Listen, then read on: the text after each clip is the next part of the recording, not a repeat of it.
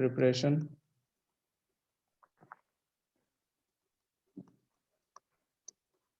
of alkyl halides, alkyl halides की preparation कैसे prepare करते हैं। सबसे पहला इसमें हम लोग प्रिपरेशन करेंगे फ्रॉम एल्केन्स। एल्केन्स के यूज से एल्किल हैलाइड को कैसे प्रिपेयर करते हैं सबसे पहले ये देखेंगे फ्रॉम एल्केन्स। एल्केन्स से प्रिपरेशन में दो तरीके से प्रिपरेशन करेंगे। पहला होता है क्लोरीन और ब्रोमीन के लिए तो सेम रहेगा। पहला होता है इसको हम लोग क्लोरीनेशन बोलते हैं। क्लोरीनेशन, ब्रोमिनेशन ब्रोमीन के केस में। अगर एल्किल क्लोराइड बना रहे हैं तो क्लोरीनेशन करेंगे, एल्किल ब्रोमाइड बना रहे हैं तो एल्किल तो हम लोग ब्रोमिनेशन करेंगे। क्या है क्लोरीनेशन ब्रोमिनेशन? क्लोरीनेशन के केस में क्या करेंगे कि कोई जैसे एल्केन से हम लोगों को प्रोड्यूस करना है एल्किल हैलाइड, तो एल्केन लेंगे, पहली बात तो एल्केन लेंगे। अब इसमें जो है हम लोग क्या करेंगे, जैसे कोई भी एल्केन लेंगे CH4 वगैरह, मीथेन ले लेते हैं CH4, और इसमें हम लोग क्या करते हैं, इसका रिएक्शन जो है Cl2 गैस से कराते हैं या फिर Br2 ब्रोमीन गैस से ये कराते हैं रिएक्शन। और एच न्यू ये शो कर रहा है सनलाइट को, डिफ्यूज्ड सनलाइट। तो सनलाइट के प्रेजेंस में क्लोरीन या फिर ब्रोमीन गैस से अगर मीथेन का रिएक्शन हो तब हमें एल्किल क्लोराइड मिलता है। एक इस तरीके से बनाते हैं CH3Cl, एक H निकल जाता है और एक Cl आ जाता है, CH3Cl ये मिलता है। या फिर अगर ब्रोमीन गैस थी तो CH3Br। सिंपल ये जो है क्लोरीनेशन या ब्रोमिनेशन का केस होता है। In presence of diffuse sunlight alkanes react with chlorine और bromine to give respective alkyl halide. Alkyl chloride मिलेगा या फिर एल्किल ब्रोमाइड मिलेगा। क्लोरीनेशन ब्रोमिनेशन में ये केस रहता है। अभी लेकिन इसमें हम लोगों को ये ध्यान रखना है दो चीज़ों का, एल्किल हैलाइड का प्रिपरेशन और केमिकल प्रॉपर्टीज जो देखेंगे दोनों में दो चीज़ों का ध्यान रखना है। पहली चीज़ तो ये है कि एल्किल हैलाइड तो ये चार तरीके के हो सकते हैं। एक तो हो जाएगा एल्किल फ्लोराइड, दूसरा एल्किल क्लोराइड, तीसरा एल्किल ब्रोमाइड और चौथा एल्किल आयोडाइड। एक चीज़ और ध्यान रखना है वो ये है कि जहाँ कहीं आर आएगा तो आर के बारे में बहुत क्लियर कंसेप्ट रखना है कि आर का मतलब होता है एल्किल ग्रुप, और इसका हम लोग बराबर यूज करेंगे, हर जगह आर से शो करेंगे। अब जैसे यहाँ पे CH4 ले लिया, लेकिन आगे से ऐसा नहीं करेंगे, आगे से जनरल आर के थ्रू ही सारे हम लोग एल्केन्स को रिप्रेजेंट करेंगे, सारे ऑर्गेनिक कंपाउंड को, क्योंकि इससे इजी रहता है, जनरल रहता है, किसी एक पर्टिकुलर के बारे में नहीं रहता है आर। तो आर से मतलब एल्किल ग्रुप होता है, जैसे कि CH3 C2H5, एक कार्बन के एल्किल ग्रुप, ये मिथाइल है, ये एथाइल है, इस तरीके से प्रोपाइल वगैरह बना लेते हैं हम लोग। तो ये होता है, तो जहाँ कहीं आर लिखा रहेगा तो उसका मतलब इनमें से कोई सा भी। आर का ध्यान रखना, और ये ध्यान रखना कि एल्किल हैलाइड चार होंगे, एक alkyl fluoride, chloride, bromide, iodide. अभी हम लोगों ने एल्केन की मदद से एल्किल क्लोराइड और ब्रोमाइड का प्रिपरेशन देखा, क्लोरीनेशन और ब्रोमिनेशन के थ्रू। तो फिर एल्किल आयोडाइड को भी बनाना चाहिए, तो एल्किल आयोडाइड को आयोडीनेशन से बनाते हैं, आयोडीनेशन। पर इसमें प्रॉब्लम अच्छा, ये होती है। एल्काइल हैलाइड के बारे में आपने एक ही क्लास में बता दिया था ना उस दिन? क्या चीज? एल्काइल हैलाइड उस दिन बताया था ना आपने एक क्लास में, मतलब हाँ एक ही क्लास में हुआ था ना सब कुछ? हाँ, मेरे ख्याल से क्लासिफिकेशन जो है, नहीं, दो क्लास में क्लासिफिकेशन हुआ था। एक क्लास में जनरल क्लासिफिकेशन था अरेंजमेंट के बेसिस पे और डबल बॉन्ड सिंगल बॉन्ड के बेसिस पे, हेलो एल्केन हेलो एल्कीन वाला, 1 डिग्री 2 डिग्री 3 डिग्री वाला। और दूसरे में मोनो डाई हेलो, और दूसरे में फिर sp जो हाइब्रिडाइजेशन होता है sp2 sp3 और sp, उसके बेसिस पे किया था क्लासिफिकेशन। लेकिन sp2 sp3 वाला जो क्लासिफिकेशन था उसमें हमने वो क्लासिफिकेशन कराने से पहले, जहाँ तक हमें याद है कि हमने उसमें वो भी कराया था, जनरल क्लासिफिकेशन भी थोड़ा सा उसमें रिवीजन के तौर पे करवाया था, तो उसमें भी है उस लेक्चर में, SP वाले में पिछला क्लासिफिकेशन भी है। तो आयोडीनेशन का जो प्रोसेस रहेगा, आयोडीनेशन का वो रिवर्सिबल होता है, रिवर्सिबल होता है due to hydrogen iodide form total halo alkanes की कितने लेक्चर्स होंगे अभी इसके हुए होंगे मतलब? टोटल इसके मेरे ख्याल से 2 हुए देखिए हैं। जहाँ पे आईयूपीएससी पूरा खत्म हो गया है, उसके बाद जो आपने हेलो एल्केन्स पढ़ाया था, जो इंट्रोड्यूस किया जहाँ से, 2 लेक्चर है ना वहाँ से शायद? हाँ, वहाँ से 2 लेक्चर है, वही बता रहे थे कि 2 लेक्चर है। पहले में क्लासिफिकेशन बताया था और दूसरे में हाइब्रिडाइजेशन के बेसिस पे क्लासिफिकेशन बताया था। पर दूसरे बस वाले वही दोनों वीडियो आप डाल दीजिएगा अभी। ठीक है। हालांकि दूसरे के स्टार्टिंग में हमने पहले वाला रिवाइज करवाया था पूरा सही से। अब हाँ, आयोडीनेशन दूसरे में तो रिवाइज। हाँ हाँ। आयोडीनेशन जो है, एल्केन जैसे हम कोई भी लें, मीथेन फिर से लें और इसमें हम I2 लें, आपकी Cl2Br2 लिया था, I2 ले लें। अच्छा, यहाँ पे बस अभी हम लोग एल्केन्स बना देना, एल्काइल हैलाइड्स पहले वाले में वो बनाया हाँ, था। अभी एल्केन से तो बना रहे हैं, इसीलिए हमने पहले ही दे दिया फ्रॉम एल्केन्स। तो फ्रॉम एल्केन में एक CH4 प्लस I2 का रहेगा, तो इसमें जो है CH3I बनता है, एल्किल आयोडाइड बना, और साथ में HI बनता है ऊपर और वाले में क्लोरीनेशन से मेथाइल क्लोराइड और मेथाइल ब्रोमाइड बनाया ना आपने? हाँ, क्लोरीनेशन ब्रोमिनेशन से मिथाइल क्लोराइड मिथाइल ब्रोमाइड, और आयोडीनेशन से हम लोग मिथाइल आयोडाइड बनाते हैं। पर ये रिएक्शन रिवर्सिबल होता है, तो ये रिवर्स कर जाता है वापस, जो है मीथेन भी मिलती है हमें इसमें। रिवर्सिबल रिएक्शन होता है, यूजफुल नहीं होता। और फ्लोरिनेशन लास्ट है, तो फ्लोरिनेशन नहीं करवाते हैं क्योंकि अब एक्सप्लोजिव होता HI है। क्या होता है? हाइड्रोजन आयोडाइड, और CH3I? Alkyl iodide, methyl iodide ना? Methyl iodide. Alkyl general case में CH3 है तो मिथाइल, ठीक और है। ये हाइड्रोजन आयोडाइड है। तो इसी की वजह से रिएक्शन जो है रिवर्सिबल होता है, यूजफुल नहीं होता है। हम सोच तो रहे हैं पहले आप ऑर्गेनिक जितना भी पढ़ाए हैं सब रिवाइज कर लेते हैं, उससे थोड़ा मन भी लग जाएगा और क्लियर भी हो जाएगा जितनी चीजें, और क्वेश्चन जो आएंगे वो कर लेंगे कल। उसके बाद हम फिजिकल उठा के पूरा पढ़ते हैं, और फिर रात को सोते वक्त अगर इनऑर्गेनिक में थोड़ा बहुत की ब्लॉक रिवाइज करना हो तो रिवाइज कर लेंगे। कर लो आप। इनऑर्गेनिक में तुम बता रहे हो बिल्कुल ध्यान नहीं गया है, तो कर सकते हो, फिर ये कर सकते हो।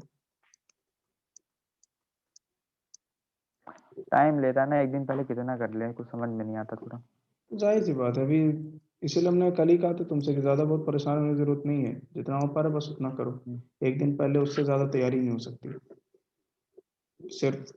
और हम इनऑर्गेनिक पढ़ने बैठते हैं तो मेरा और कुछ पढ़ने का मन नहीं करता है। थोड़ा बहुत पढ़ लेते हैं, पढ़ते पढ़ते मन ही नहीं लगता फिर उसके बाद। और फिर कुछ देर और बाद ऑर्गेनिक पढ़ते हैं तो पढ़ने का भी मन नहीं करता, क्या नहीं पढ़ने का? और फिर कुछ देर बाद इनऑर्गेनिक पढ़ने का भी मन नहीं करता। हाँ हाँ, वही बात है। और ऑर्गेनिक पढ़ते हैं तो देखिए थोड़ा अभी मन जाग रहा है कि पढ़ लेते हैं, अब मूड बन रहा है। क्या कहना चाहिए। तो प्रिपरेशन ऑफ एल्किल हैलाइड में पहला तो हो गया एल्केन से। एल्केन से क्लोरीनेशन ब्रोमिनेशन के थ्रू पॉसिबल है, एल्किल और एल्किल क्लोराइड और एल्किल ब्रोमाइड का। पर आयोडीनेशन के केस में एल्किल आयोडाइड जब बनाते हैं तो रिवर्सिबल रिएक्शन होता है, और क्लोरीनेशन नहीं करवाते हैं, बहुत एक्सप्लोसिव हो जाता है। और इसमें जो है हमें हम्म। कोई यूजफुल प्रोडक्ट नहीं मिलता है, क्योंकि जो सी सी बॉन्ड होते हैं एल्केन्स के, इनके बीच में ज़्यादा एनर्जी से रप्चर हो जाता है, तो हमारे जो कंपाउंड होता है वो खराब हो जाता है, बढ़ जाता है। तो हम लोग इसको स्टडी नहीं करते फ्लोरिनेशन को। बस इसमें इतना देख लेना कि एक्सप्लोसिव होता है, तो इसको स्टडी नहीं करते हैं। एल्केन्स से क्लोरिनेशन ब्रोमिनेशन, एल्केन्स से क्लोरिनेशन और ब्रोमिनेशन ही करवाते हैं हम लोग। एल्किल हम्म। एल्किल क्लोराइड और एल्किल ब्रोमाइड, बाकी एल्किल आयोडाइड नहीं, क्योंकि वो रिवर्सिबल होता है। तो ये एल्केन्स के केस में हो गया। दूसरा एल्केन्स से देख लेते हैं कि एल्केन्स से कैसे प्रिपेयर करते हैं। एल्केन्स, तो एल्कीन्स से दो तरीके का रिएक्शन होता है। एल्कीन्स से हम लोग दो तरीके से रिएक्शन करवाते हैं, एक होगा और दूसरा, दो देखेंगे। एल्कीन्स से प्रिपेयर करने के लिए एल्किल हैलाइड को दो तरीके होते हैं। पहला तो ये होता है कि हम लोग क्या करेंगे कि कोई भी ये एल्कीन, आगे बढ़ नहीं रही स्लाइड, रुकी हुई है। रोकिए अभी भी, हम्म। ये क्या है। आपके नेटवर्क इशू है लगता है, अभी मेरे हम बहुत पहले बोल देते हैं, बहुत देर में रिस्पॉन्स आता है आपका, मतलब आप सुनते हैं थोड़ी देर फिर आता है। अच्छा, हम्म। स्लाइड अभी भी चेंज नहीं हुई। नहीं चेंज हुई। आप देखिए नेटवर्क आपका नहीं आ रहा, मेरा फुल है। नेटवर्क तो मेरा भी आ रहा है, सुबह से यूज कर रहा हूँ।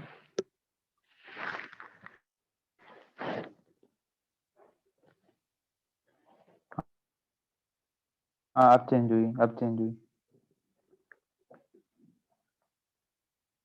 चेंज हो गई।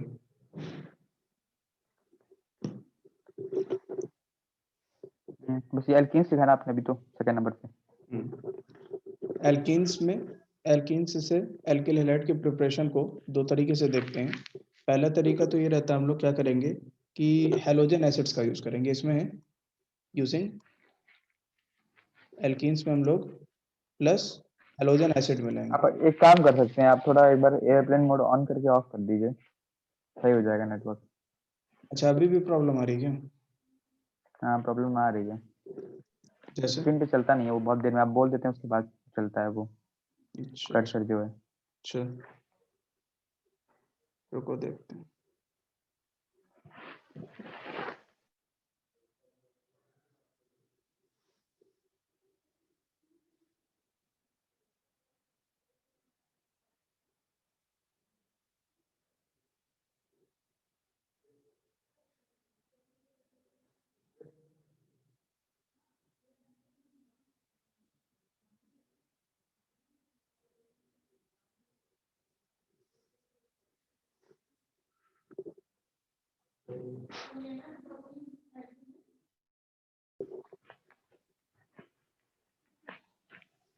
हेलो।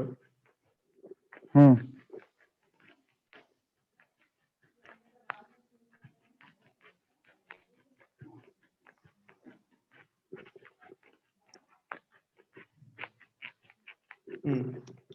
तो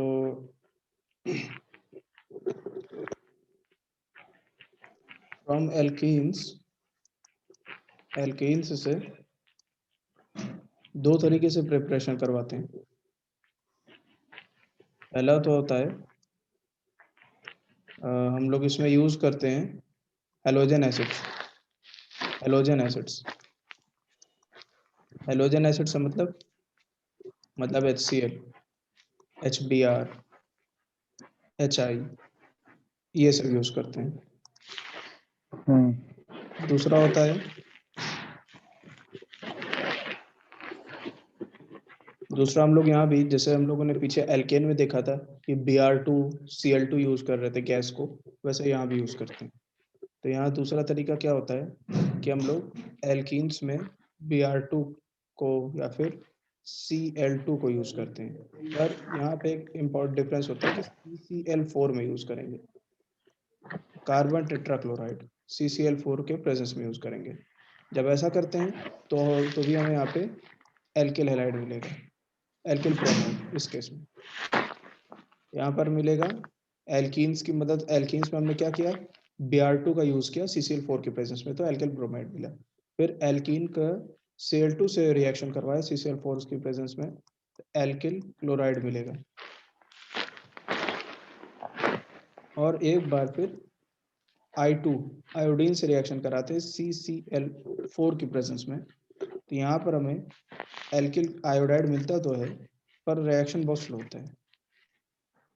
एल्किल आयोडाइड तो मिलेगा पर वेरी स्लो रिएक्शन, तो ये फिजिबल नहीं होता है रिएक्शन, अच्छा नहीं है, वेरी स्लो रिएक्शन।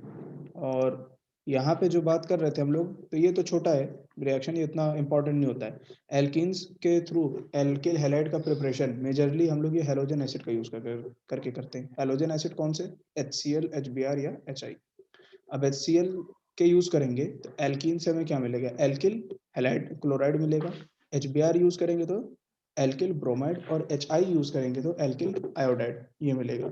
कैसे होता है इसको देखने के लिए थोड़ा सा ऐसे समझ सकते हैं कि पहले केस में जैसे हम लोग ये लें कि हमारा एक एल्कीन है इस तरीके से। अब हमने ऐसे शो क्यों किया, क्योंकि हमने डबल बॉन्ड दिखाना था, वो दो कार्बन के थ्रू दिखा दिया। फिर हमने ये माना कि इस कार्बन के लेफ्ट साइड पे एक एल्किल ग्रुप है और राइट साइड पे एक एल्किल ग्रुप है, दोनों सेम एल्किल ग्रुप हैं, और इस तरफ कुछ बड़ा हुआ होगा और इस तरफ पूरा एक कंपाउंड होगा। तो हमने पूरा ना शो करके सिर्फ डबल बॉन्ड शो किया, ये दिखाने के लिए कि ये एक एल्कीन है और इस तरफ कोई एल्किल ग्रुप लगा है और इस कार्बन के भी राइट साइड पे कोई एल्किल ग्रुप लगा है। अब इसमें हम लोग क्या करवाएंगे कि हेलोजन एसिड एक्स का यूज करेंगे, हेलोजन एसिड का। जो यहाँ पे हमने लिखा है। अब x क्या हो सकता है यहाँ पे, x हमारा Cl, Br या I कुछ भी हो सकता है, hydrochloric acid, hydrobromic acid, hydrogen iodide, कुछ भी हो सकता है। अब ये हम लोग जब इससे रिएक्शन कराते हैं तो होता क्या है, यहाँ पर जो हमारा ये डबल बॉन्ड है ये ओपन अप हो जाता है, एडिशन रिएक्शन होता है, जो कि ऑर्गेनिक केमिस्ट्री में जब टाइप्स ऑफ रिएक्शन पढ़ाए जाते हैं, सब्स्टिट्यूशन, एडिशन, एलिमिनेशन, तो उसमें ये एडिशन रिएक्शन होगा। एडिशन रिएक्शन मतलब ये जो बॉन्ड है सिंगल डबल वाला, इसका एक बॉन्ड टूट जाता है। इस तरीके से समझे कि ऐसे होता है कुछ, कि यहाँ पर ये होगा क्या कि आर सी सी, और यहाँ पर एक एक वैलेंसी आ जाती है। अब एक सिंगल बॉन्ड गया, यानी कि ये कार्बन की एक वैलेंसी जो इस कार्बन से हो रही थी फुलफिल, अब खाली हो गई, और इस कार्बन की जो एक वैलेंसी इस कार्बन से फुलफिल हो रही थी वो खाली हो गई। अब यहाँ पे कुछ भी आकर के ऐड हो सकता है ताकि कार्बन की, इन दोनों कार्बन्स की वैलेंसीज फुलफिल हो जाए। तो होता क्या है कि इस HX का H आकर के लग जाता है और एक X आकर के यहाँ पे इस तरीके से लग जाता है।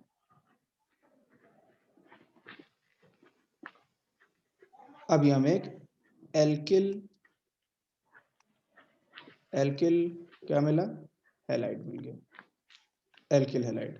अब अगर क्लोरीन HCl लेते हैं तो एल्किल क्लोराइड मिलता है, यहाँ पे HBr लेते हैं तो एल्किल ब्रोमाइड मिलता है, यहाँ पे HI लेते तो एल्किल आयोडाइड मिलता। इस तरीके से हो जाता है।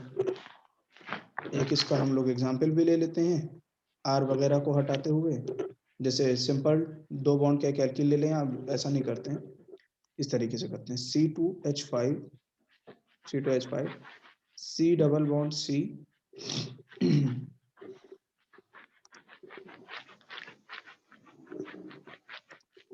C2H5 CH double bond CH C2H5 plus HCl, ये किया तो क्या मिलेगा हमें मिलेगा C2H5 CH, यहाँ पे ये जो डबल बॉन्ड है इन दोनों के बीच में ये ब्रेक हो जाएगा, और यहाँ पे इस CH पर एक H और आ जाएगा, और यहाँ पर इस CH पर एक Cl आ जाएगा, और फिर यहाँ पे C2H5। अभी तो हमारा देखिए ये क्या नहीं होगा, समझ में आया। देखिए वो पहले ऊपर वाला देखिए ए वाला, वहाँ पे एल्कीन था हमारे पास, उसमें आपने हेलोजन एसिड ऐड किया, एच एच इसीलिए है ना उसमें एक्स में कि हेलोजन एसिड बन जाए वो। हाँ HX है ना, HX हेलोजन एसिड है हमारा, HX कोई सा भी। ठीक है। और उसके बाद जो आपने ये बनाया एल्काइल हैलाइड, ये कैसे बनाया? एल्किल हैलाइड हमने बताया ऐसे बना कि यहाँ पे ये जो एडिशन रिएक्शन होता है, इस केस में एल्किन्स के केस में एडिशन रिएक्शन होता है। हेलो यहाँ पे जो डबल बॉन्ड होता है, एक सेकंड,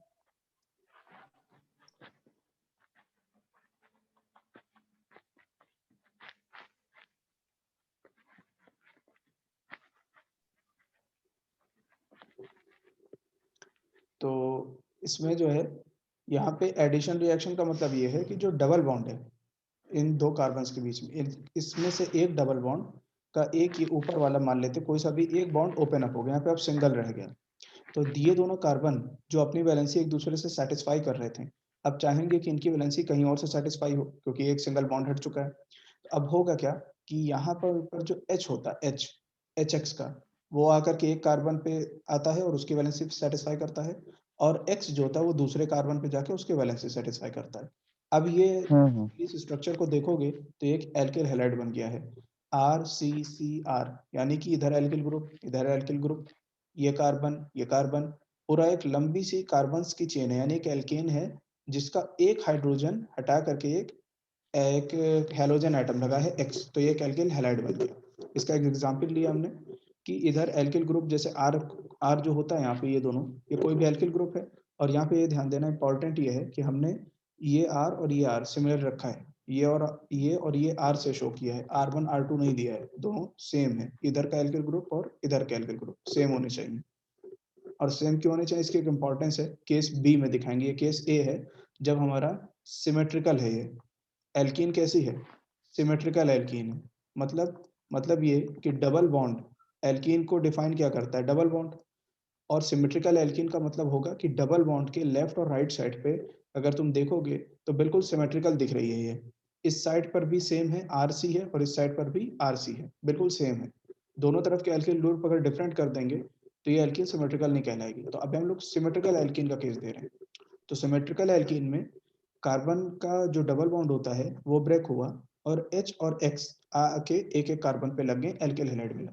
इसका एग्जांपल लिया, दोनों तरफ सेम एल्किल ग्रुप लिया, एथाइल और एथाइल, बीच में डबल बॉन्ड था, HCl से रिएक्शन करवाया, क्या मिला हमें? एल्किल क्लोराइड मिला। कैसा एल्किल क्लोराइड? क्लोराइड कार्बन गिनो, ये 2 कार्बन है, 3 कार्बन, 4 कार्बन और ये 6 कार्बन।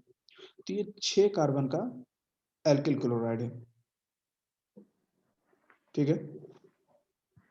6 कार्बन की एल्कीन से हमने एक हेलोजन एसिड का रिएक्शन करवाया तो हमें 6 कार्बन का एक एल्किल क्लोराइड मिला। लेकिन यहाँ पे इंपॉर्टेंट ये ध्यान देना है कि ये सिमेट्रिकल एल्कीन है।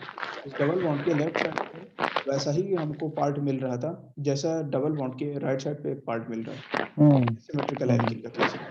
अब सिमेट्रिकल ठीक है। बार बार क्यों बोल रहे हैं? क्योंकि अनसिमेट्रिकल के केस में थोड़ा सा कुछ डिफरेंस होता है, क्योंकि अच्छा, ये जो CH लिखा हुआ है, CH डबल बॉन्ड CH, हम्म, तो बीच में तो डबल बॉन्ड है और एक H ने एक सेटिस्फाई कर दिया और एक C2H5 ने कर दिया, तो 4 हो गई पूरी सेटिस्फाई उसकी वो वैलेंसी। इसीलिए अब वो देखने में और ऐसा ऊपर वाले में, अब ऊपर ऊपर वाले वाले में में नहीं देखेंगे लगाया। तो ऊपर, ऊपर वाले में सिर्फ कार्बन्स को दिखा रहे थे इसलिए नहीं लगाया, लेकिन ये अंडरस्टूड है कि यहाँ पे हाइड्रोजन हाइड्रोजन थे पहले से, होगा वहां पे भी ठीक है, सेम चीज। ठीक है, वही हम क्या वहाँ सेटिस्फाई नहीं कर रहा। नहीं, वो मतलब सपोज करके चल रहे हैं कि है ऐसा। तो जब भी ठीक है। जनरल फॉर्मूला बनाएंगे उधर एच जल्दी दिखाएंगे नहीं, ठीक है। हम्म। ये मान सकते हो कि यहाँ पे एक एच और यहाँ पे एक एच ऐसे लगा था, यहाँ पे एक एच और एक एच नीचे लगे तो ऊपर एडिशन हुआ है। हाँ, तो अब ये जो है सिमेट्रिकल एल्कीन का केस था। दिक्कत आती ठीक है। अनसिमेट्रिकल एल्कीन में, और ये दिक्कत कैसे आती है तुम्हें खुद अभी कंफ्यूजन होगा और तब समझ में आएगा कि हाँ दिक्कत तो आती है अनसिमेट्रिकल एल्कीन के केस में। अनसिमेट्रिकल अब मतलब दोनों आर डिफरेंट होंगे। मतलब डब हाँ दोनों और डिफरेंट हो जाएंगे। अब यहाँ पे R1 हो जाएगा, C double bond C R2 और फिर प्लस HX। अब होगा क्या कि जब डबल बॉन्ड ओपन होगा प्लस HX, अब होगा ये कि जैसे यहाँ पे हम लोग देखें ये, अब डबल बॉन्ड होगा ओपन इस तरफ, रहने देते हैं नीचे की तरफ। अब जब रिएक्शन होगा तो क्या होगा? R1 C single C R2। अब किस कार्बन पर H जाएगा यहाँ का HX का, और किस कार्बन पर इन दोनों में से X जाएगा HX का? क्योंकि अगर इस पर H और इस पर X दे रहे हो जैसे ऊपर दे रहे थे, तो ये कौन सा बनेगा? R1CH और इधर से R2CX। पर अगर रिवर्स कर दो, यहाँ पे X और यहाँ पे H दे दो, तब तो अलग हो गया ना। R1 के साथ X आ गया, R2 के साथ H चला गया, यानी यहाँ पे क्या ऑर्डर इंपॉर्टेंट है? यहाँ पे ऑर्डर इंपॉर्टेंट है। इस तरीके से किया जाता है इसमें। तो यहाँ पर जो है ये अनसिमेट्रिकल एल्कीन का केस है और इसीलिए इसको सिमेट्रिकल से अलग स्टडी करते हैं। तो अनसिमेट्रिकल एल्कीन में क्या हो जाएगा?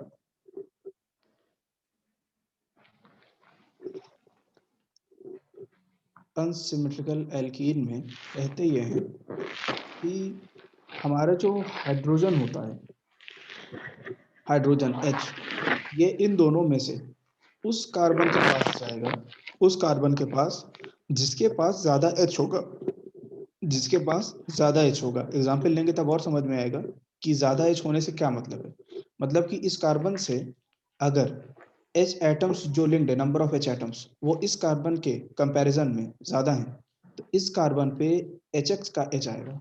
जिधर H ज्यादा उधर HX का H जाएगा उस कार्बन पे, तो दूसरे पे X चलेगा। ये बराबर होता H तो है, है। ज्यादा कैसे है H उसके नहीं, पास? अभी एग्जाम्पल लेंगे तो समझ में आएगा। ये तो जनरल फॉर्म बना दिया ना, जनरल फॉर्म अच्छा, समझाने बस के लिए। इतना याद रखें कि H जिसके पास ज्यादा होगा उसके पास H चला जाएगा और हाँ, जिसके पास अभी कम मान लो होगा H ये हमने जाएगा। इसको शो कर दिया कि this C atom this C atom is bonded to more H atoms, is bonded to more H atoms। ये हो गया। अब ये हमने माना। अब यहाँ पे देखेंगे ये एग्जाम्पल में,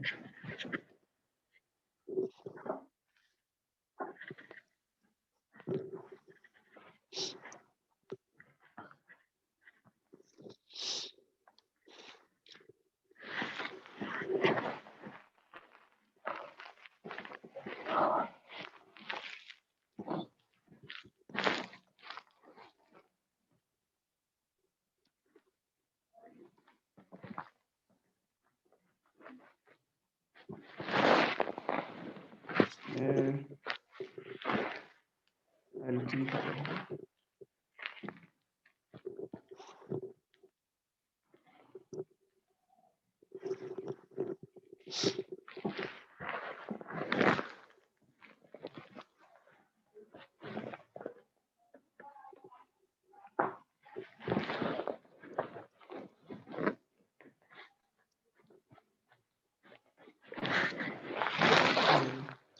अब यहाँ पे एक अनसिमेट्रिकल एल्कीन है, ये एक अनसिमेट्रिकल एल्कीन है, ठीक है। और इस अनसिमेट्रिकल एल्कीन में यहाँ पे जब HCl का जैसे हम एडिशन करा रहे हैं तो होगा क्या कि HCl का H और HCl का Cl दोनों ये डबल बॉन्ड पहले तो ओपन होगा, यहाँ पे इन दोनों कार्बन के बीच में जो डबल बॉन्ड है ओपन होगा और इन दोनों कार्बन की एक वैलेंसी आ जाएगी। ओरिजिनली इस C पर 3 H थे वैलेंसी सेटिस्फाई करने के लिए और इस C पर एक H था वैलेंसी सेटिस्फाई करने के लिए और इस पर 2 थे।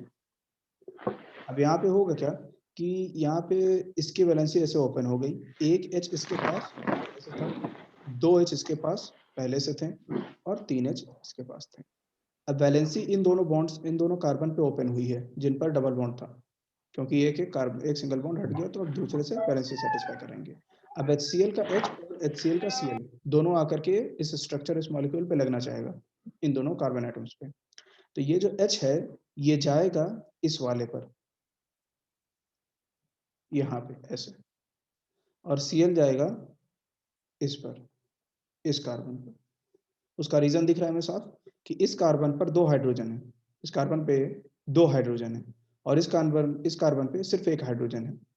तो जो H है HCl का वो कोशिश करेगा उस कार्बन पे जाने की जिस पर ज्यादा H है, तो यहाँ पे आके H लग जाएगा और यहाँ पे Cl बन जाएगा। अब अगर देखोगे तो इसको सिंप्लीफाइड वे में अगर देखो तो ये कैसा बना, C C C Cl, ये बना। अगर हमारा Cl यहाँ पे लगता तब ये कंपाउंड कैसा बनता हमारा, अगर ये Cl इस कार्बन पे ना लग के इस कार्बन पे लगता तब हमारा कंपाउंड ऐसा बनता C और ये Cl। दोनों कंपाउंड एक दूसरे के आइसोमर्स हैं, सेम मॉलिक्यूलर फॉर्मूला है पर अरेंजमेंट अंदर जो है केमिकल स्ट्रक्चर जो है अलग है इसका और इसका। अब ये जो है इस तरीके से ये जो रूल है कि ज्यादा हाइड्रोजन बॉन्डेड वाले कार्बन पर हाइड्रोजन एसिड जो लेंगे हम लोग HX उसका H लगेगा, इसी रूल को हम लोग मार्कोनिकॉफ रूल बोलते हैं। अनसिमेट्रिकल एल्कीन्स के केस में ये जो हम लोग देख रहे हैं सिमेट्रिकल एल्कीन का केस, तो इस केस में जो हम लोगों ने देखा कि ज्यादा हाइड्रोजन से लिंक्ड कार्बन पर हैलोजन एसिड का H आकर के जुड़ता है, तो इस रूल को मार्कोनिकॉफ रूल बोलते हैं। ये जो हमने बताया था ये मार्कोनिकॉफ रूल है। साइंटिस्ट थे मार्कोनिकॉफ, उन्होंने अपना सिमेट्रिकल एल्कीन्स पे मार्कोनिकॉफ, ये के है, इसको फिर से मार्कोनी केओ की बात क्या लिखा है? KMARKOWNIKOFF' मार्कोनिकॉफ रूल, ये होता है मार्कोनिकॉफ रूल। तो तगड़ा नाम है, काफी तगड़ा नाम है, बहुत ही बढ़िया नाम है।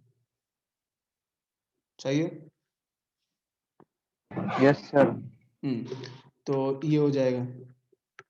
अब मार्कोनिकॉफ रूल तो ये कहता है कि जब भी असिमेट्रिकल एल्कीन होंगे तो एडिशन रिएक्शन हो रहा हो, तो एडिशन रिएक्शन में होगा क्या कि जो H होगा वो उस कार्बन पे जाके लगेगा जिस पर पहले से ज्यादा H है, तो birds of same feather flock together, जहाँ पे H ज्यादा उधर H लगेगा।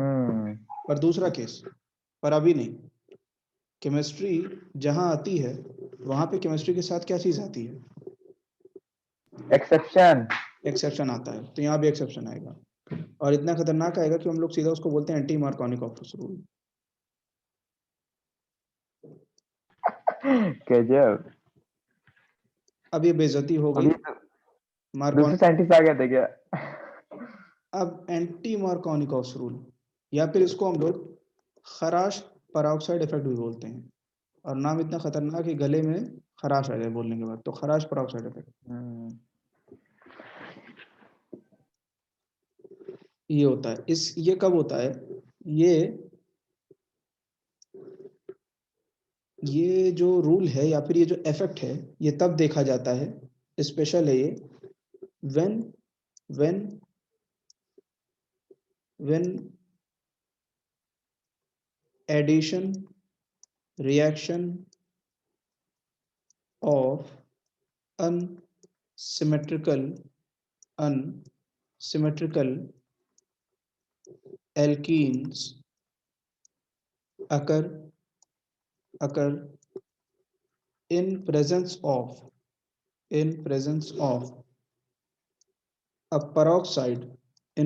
a peroxide, यहाँ पे अकर में एरो लगा के लिख लेना, इन प्रेजेंस से पहले लिखना है कि when addition reaction of unsymmetrical alkenes occur with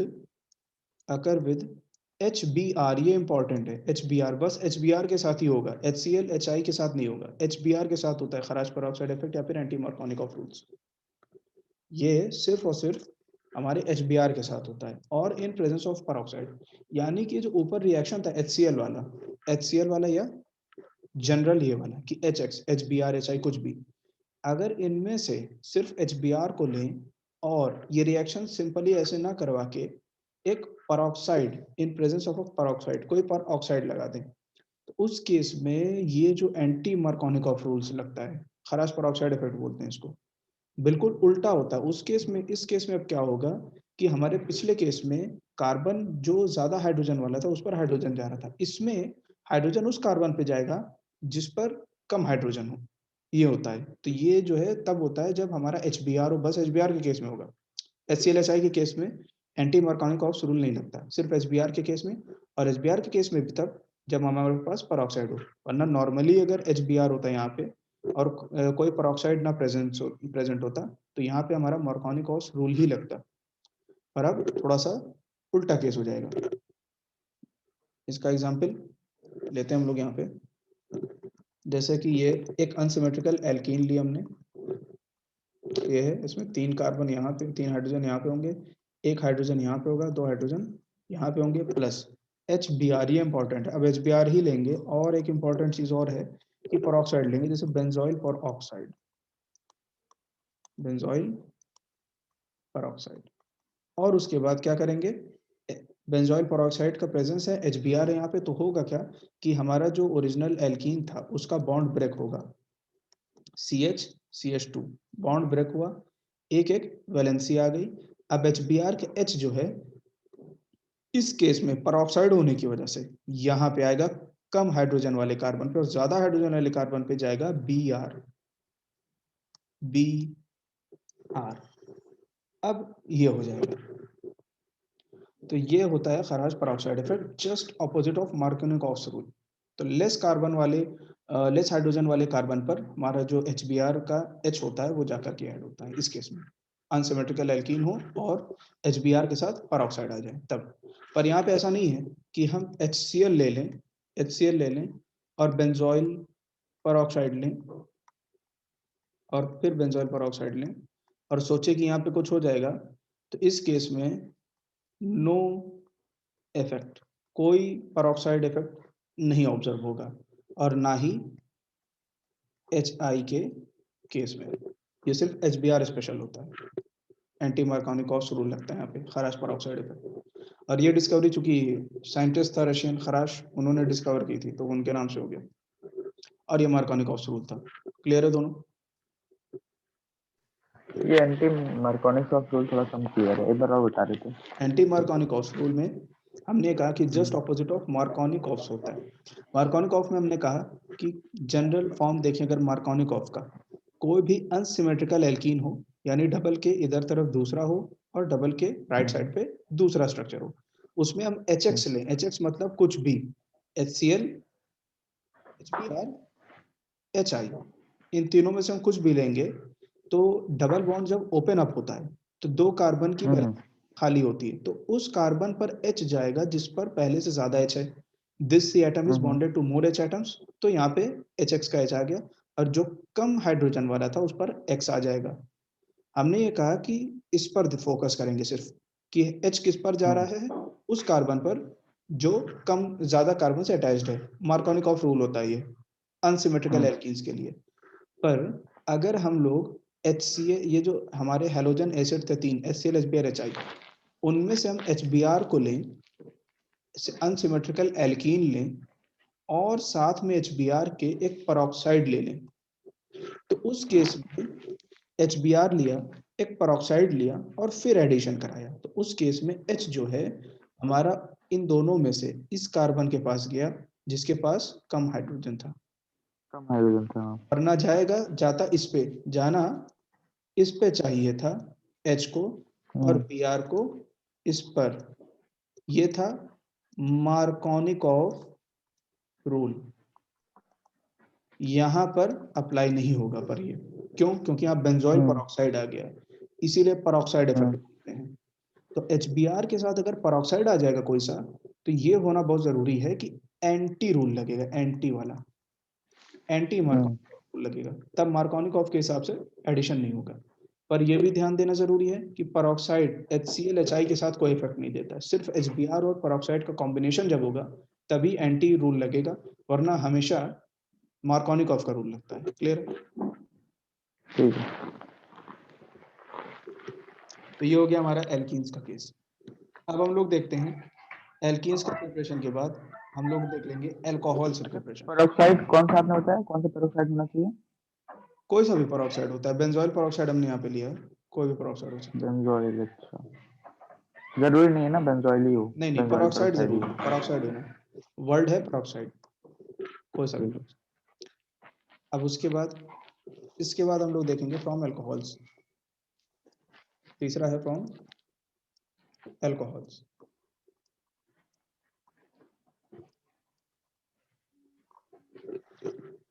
तो फ्रॉम अल्कोहल वाला भी बड़ा इंपॉर्टेंट है, एल्कीन से ज्यादा इंपॉर्टेंट है अल्कोहल के थ्रू प्रिपरेशन। और यहाँ पे ये बताते चले कि अल्कोहल के थ्रू एल्किल हैलाइड का प्रिपरेशन जो हम लोग देख रहे हैं, वो एक्चुअली यहाँ पे दो चीजें कवर हो रही है हमारी। एक तो हमारा preparation of alkyl halide cover हो रहा है इसमें,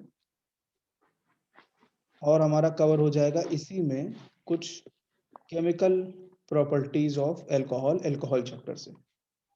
क्योंकि बड़ी सिंपल सी चीज है भाई, अल्कोहल के जो रिएक्शंस हैं, किन चीज से अल्कोहल कैसा रिएक्ट करके क्या प्रोडक्ट दे रहा है, वो अल्कोहल की केमिकल प्रॉपर्टी होती है जो अल्कोहल के चैप्टर में पढ़ते हैं हम लोग, और यहाँ पे वो प्रिपरेशन के तौर पे आ रही है अल्किल हैलाइड के। तो इसमें दोनों चीजें कवर हो रही हैं, और ये हर जगह होता है। अभी हम लोग अल्कोहल का प्रिपरेशन जब देखेंगे, तो अल्कोहल को जिन कंपाउंड से प्रिपेयर करेंगे तो उनकी केमिकल प्रॉपर्टी होगी वो उन कंपाउंड की, तो वहाँ पे उन कंपाउंड का केमिकल प्रिपरेशन कवर हो रहा होगा। तो इसलिए यहाँ पे दोनों चीज हम लोग की थोड़ी थोड़ी कवर हो रही है, ये थोड़ी सी और ये पूरी। तो अल्कोहल से एल्किल हैलाइड का जो प्रिपरेशन है वो देखना है हम लोगों को। एल्केन और एल्कीन से देख लिया हम लोगों ने। अल्कोहल से प्रिपरेशन का हमारे पास तीन तरीका होता है, तीन तरीके से अल्कोहल से प्रिपेयर करवाते हैं हम लोग एल्किल हैलाइड को। पहला तरीका हो जाएगा, यहाँ पर भी हैलोजन एसिड का यूज करेंगे, जैसे हम लोगों ने एल्कीन में किया हैलोजन एसिड।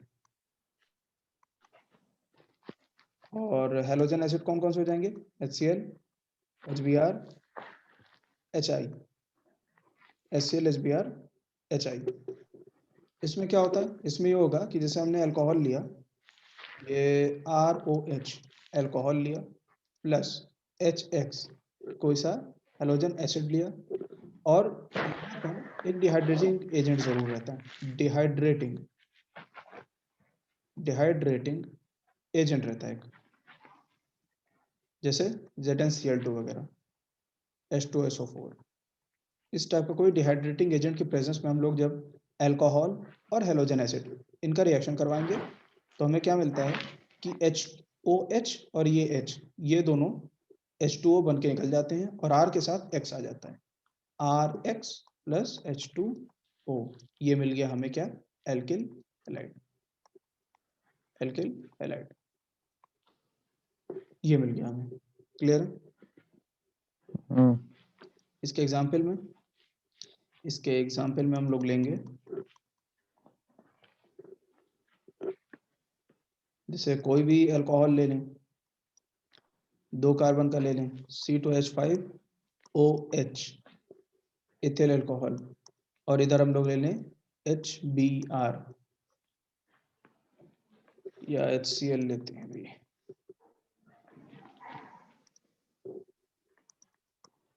और यहाँ पे हम लोग ले लें अल्कोहल। और C2H5OH क्या है? ये अरे यही तो है ना, हाइड्रोक्सी ग्रुप, यही तो अल्कोहल बनाएगा एल्काइल को। ये हमारा यहाँ पे R क्या है, एल्किल ग्रुप है। क्या है पूरे का?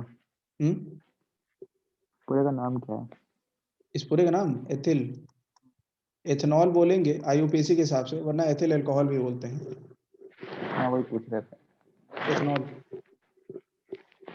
अब ये एथेनॉल है और HCl से इसका रिएक्शन करवाया, जिंक क्लोराइड एक डिहाइड्रेटिंग एजेंट है उसकी प्रेजेंस में, तो यहाँ पे क्या होगा, ये हमको एथिल क्लोराइड मिल गया, या फिर एल्कीन से बना रहे थे तब हाँ, भी वही था ना, क्या बोलते हैं, हैलोजन एसिड ही था तब यही भी। हमने कहा ना स्टार्टिंग में कि पहला जो तरीका होता है अल्कोहल से प्रिपेयर करने का, उसमें हैलोजन एसिड यूज करते हैं, जस्ट लाइक एल्कीन में कर रहे थे। और एल्केन में क्या किया था हमने? एल्केन में हमने ये किया था कि हैलोजन एसिड लेकर के जनरली रिएक्शन करवा दिया था, तो हमको मार्कोनिक ऑफ के हिसाब एल्कीन से। नहीं, एल्कीन में तो याद आ गया। एल्केन में क्या एल्केन में किया तो था? ये वाला केस किया था ना, Br2Cl2 वाला, ब्रोमिनेशन, आयोडीनेशन, फ्लोरीनेशन, बस उतना ही किया था ना उसमें। इन प्रेजेंस ऑफ डिफ्यूज्ड सनलाइट, हाँ ठीक है। वो किया था।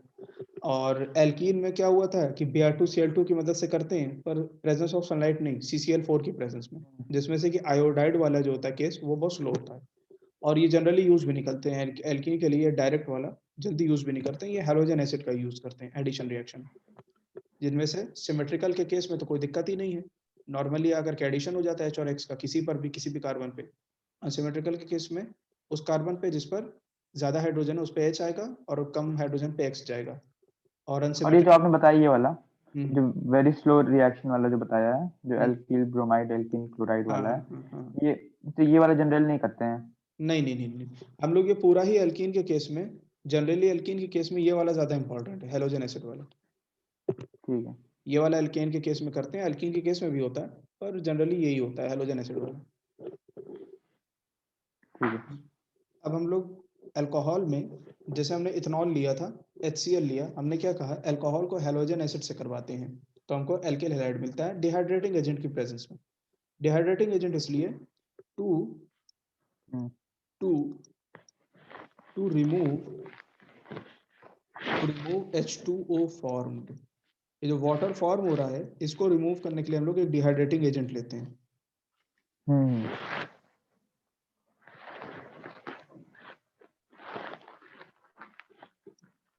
क्या हुआ? कुछ नहीं, मिनिमाइज हो गई थी स्क्रीन। हाँ वही मेरे में भी हो गई, अब सही है। तो H2O फॉर्म जो होता है यहाँ पे, इसको रिमूव करते हैं, क्योंकि H2O जो होता है रिवर्सिबल बना देता है रिएक्शन को, तो H2O को डिहाइड्रेटिंग एजेंट इसलिए यूज करते हैं ताकि H2O जो मिल रहा है ये रिमूव हो जाए, और हमें इस तरीके से एल्किल क्लोराइड जो है हमारा, या एल्किल हैलाइड जो सा भी है, वो हम ऑब्टेन कर लें।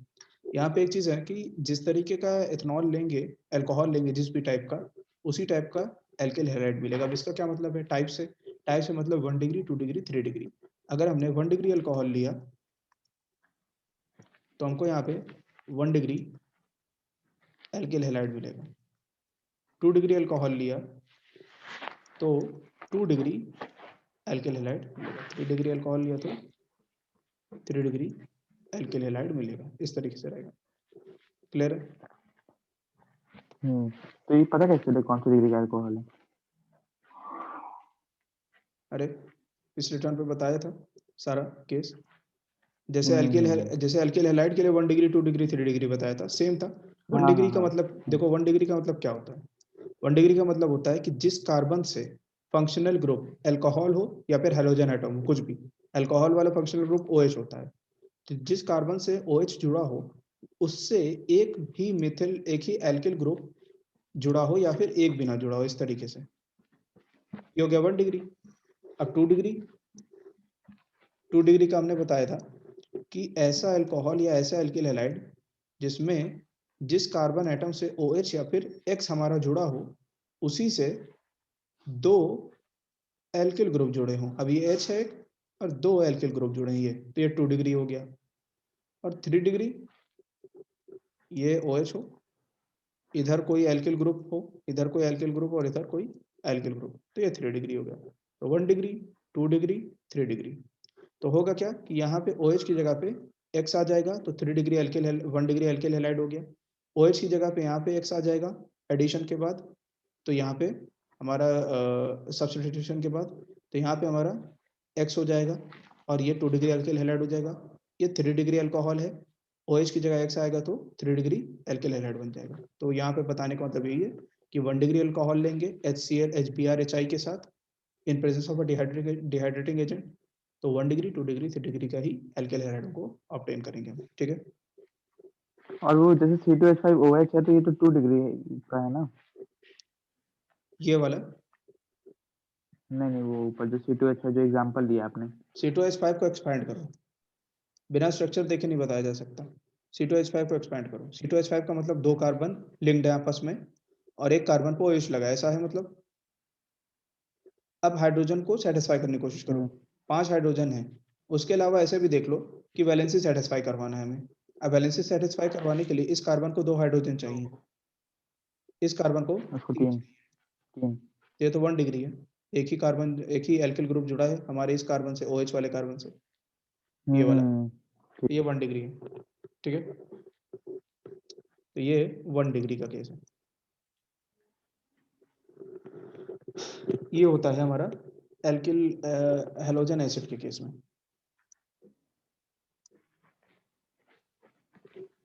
दूसरा, अच्छा इसमें एक चीज बताते चले, ये है कि यहाँ पे रिएक्टिविटी भी पूछता है कभी कभार। तो रिएक्टिविटी में हमको ये ध्यान रखना है कि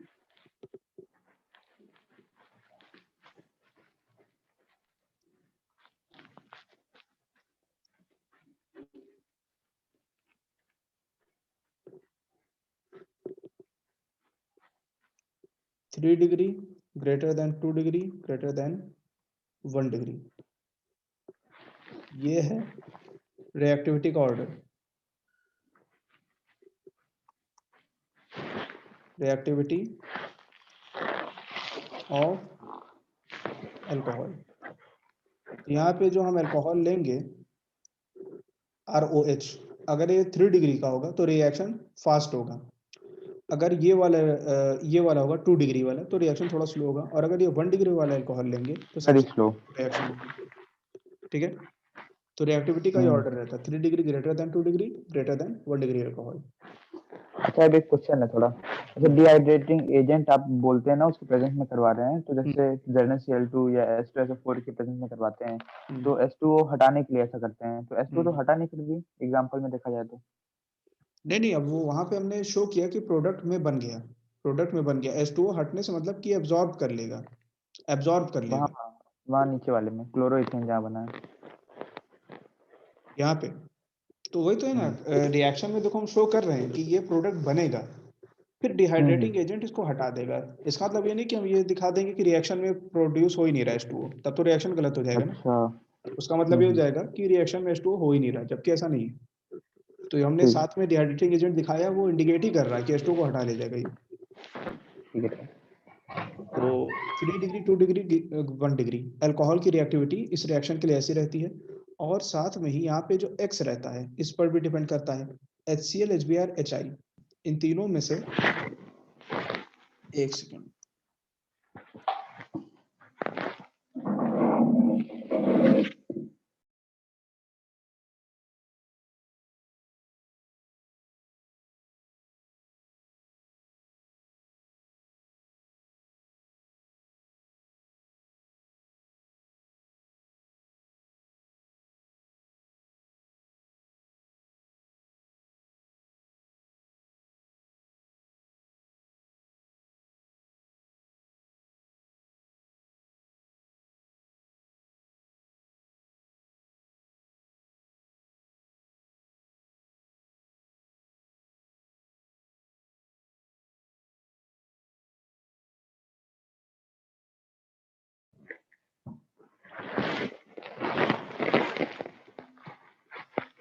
हेलो। हम्म। अब रिएक्टिविटी जो है, क्लास अभी तुम्हारी अभी इसी के साथ चलेगी अभी लगातार।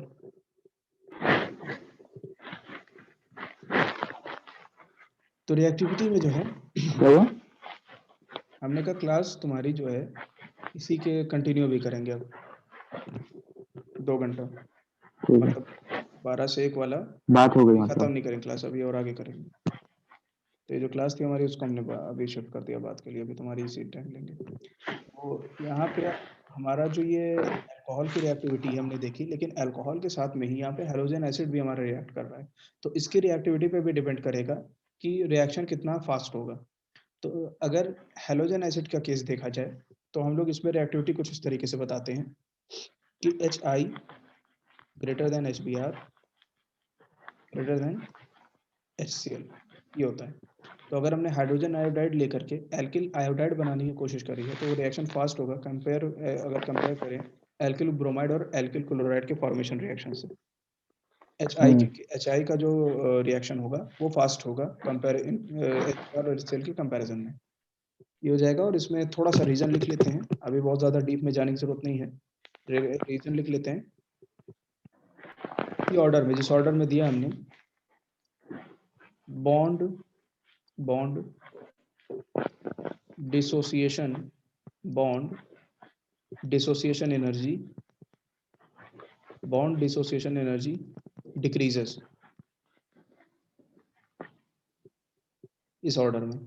तो HCl की बॉन्ड डिसोसिएशन एनर्जी कम होगी तो इसलिए ये कम रिएक्टिव होगा, इसकी ज़्यादा होगी इसलिए ज़्यादा रिएक्टिव होगा, और इसकी सबसे ज़्यादा होती है बॉन्ड डिसोसिएशन एनर्जी, तो HI सबसे ज़्यादा रिएक्टिव होता है। और अल्कोहल की रिएक्टिविटी में ये लिखना है कि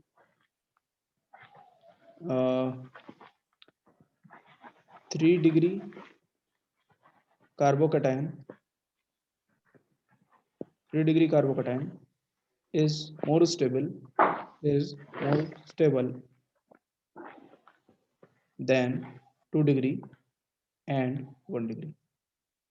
तो यहाँ पर अब इन दोनों स्टेटमेंट्स का क्या मतलब है उसके लिए हम लोग बहुत डीप में नहीं जाएंगे, बस इतना बताते चलेंगे कि अल्कोहल जब हेलोजन एसिड से इस केस में हमारा रिएक्ट कर रहा है तो बीच में एक इंटरमीडिएट हमारा एक इंटरमीडिएट बनता है। इंटरमीडिएट जब ऑर्गेनिक केमिस्ट्री का रिएक्शन वगैरह पढ़ते हैं हम लोग बेसिक कि क्या क्या रिएक्शंस होते हैं, जैसे nucleophilic substitution reaction, electrophilic substitution reaction, addition reaction, elimination reaction, कितने तरीके के एलिमिनेशन होते हैं, किस तरीके के एडिशन होते हैं, वो सब देखते हैं। तो उधर हम लोगों को उससे पहले बताया जाता है कि इंटरमीडिएट्स क्या क्या होते हैं किसी भी ऑर्गेनिक रिएक्शन।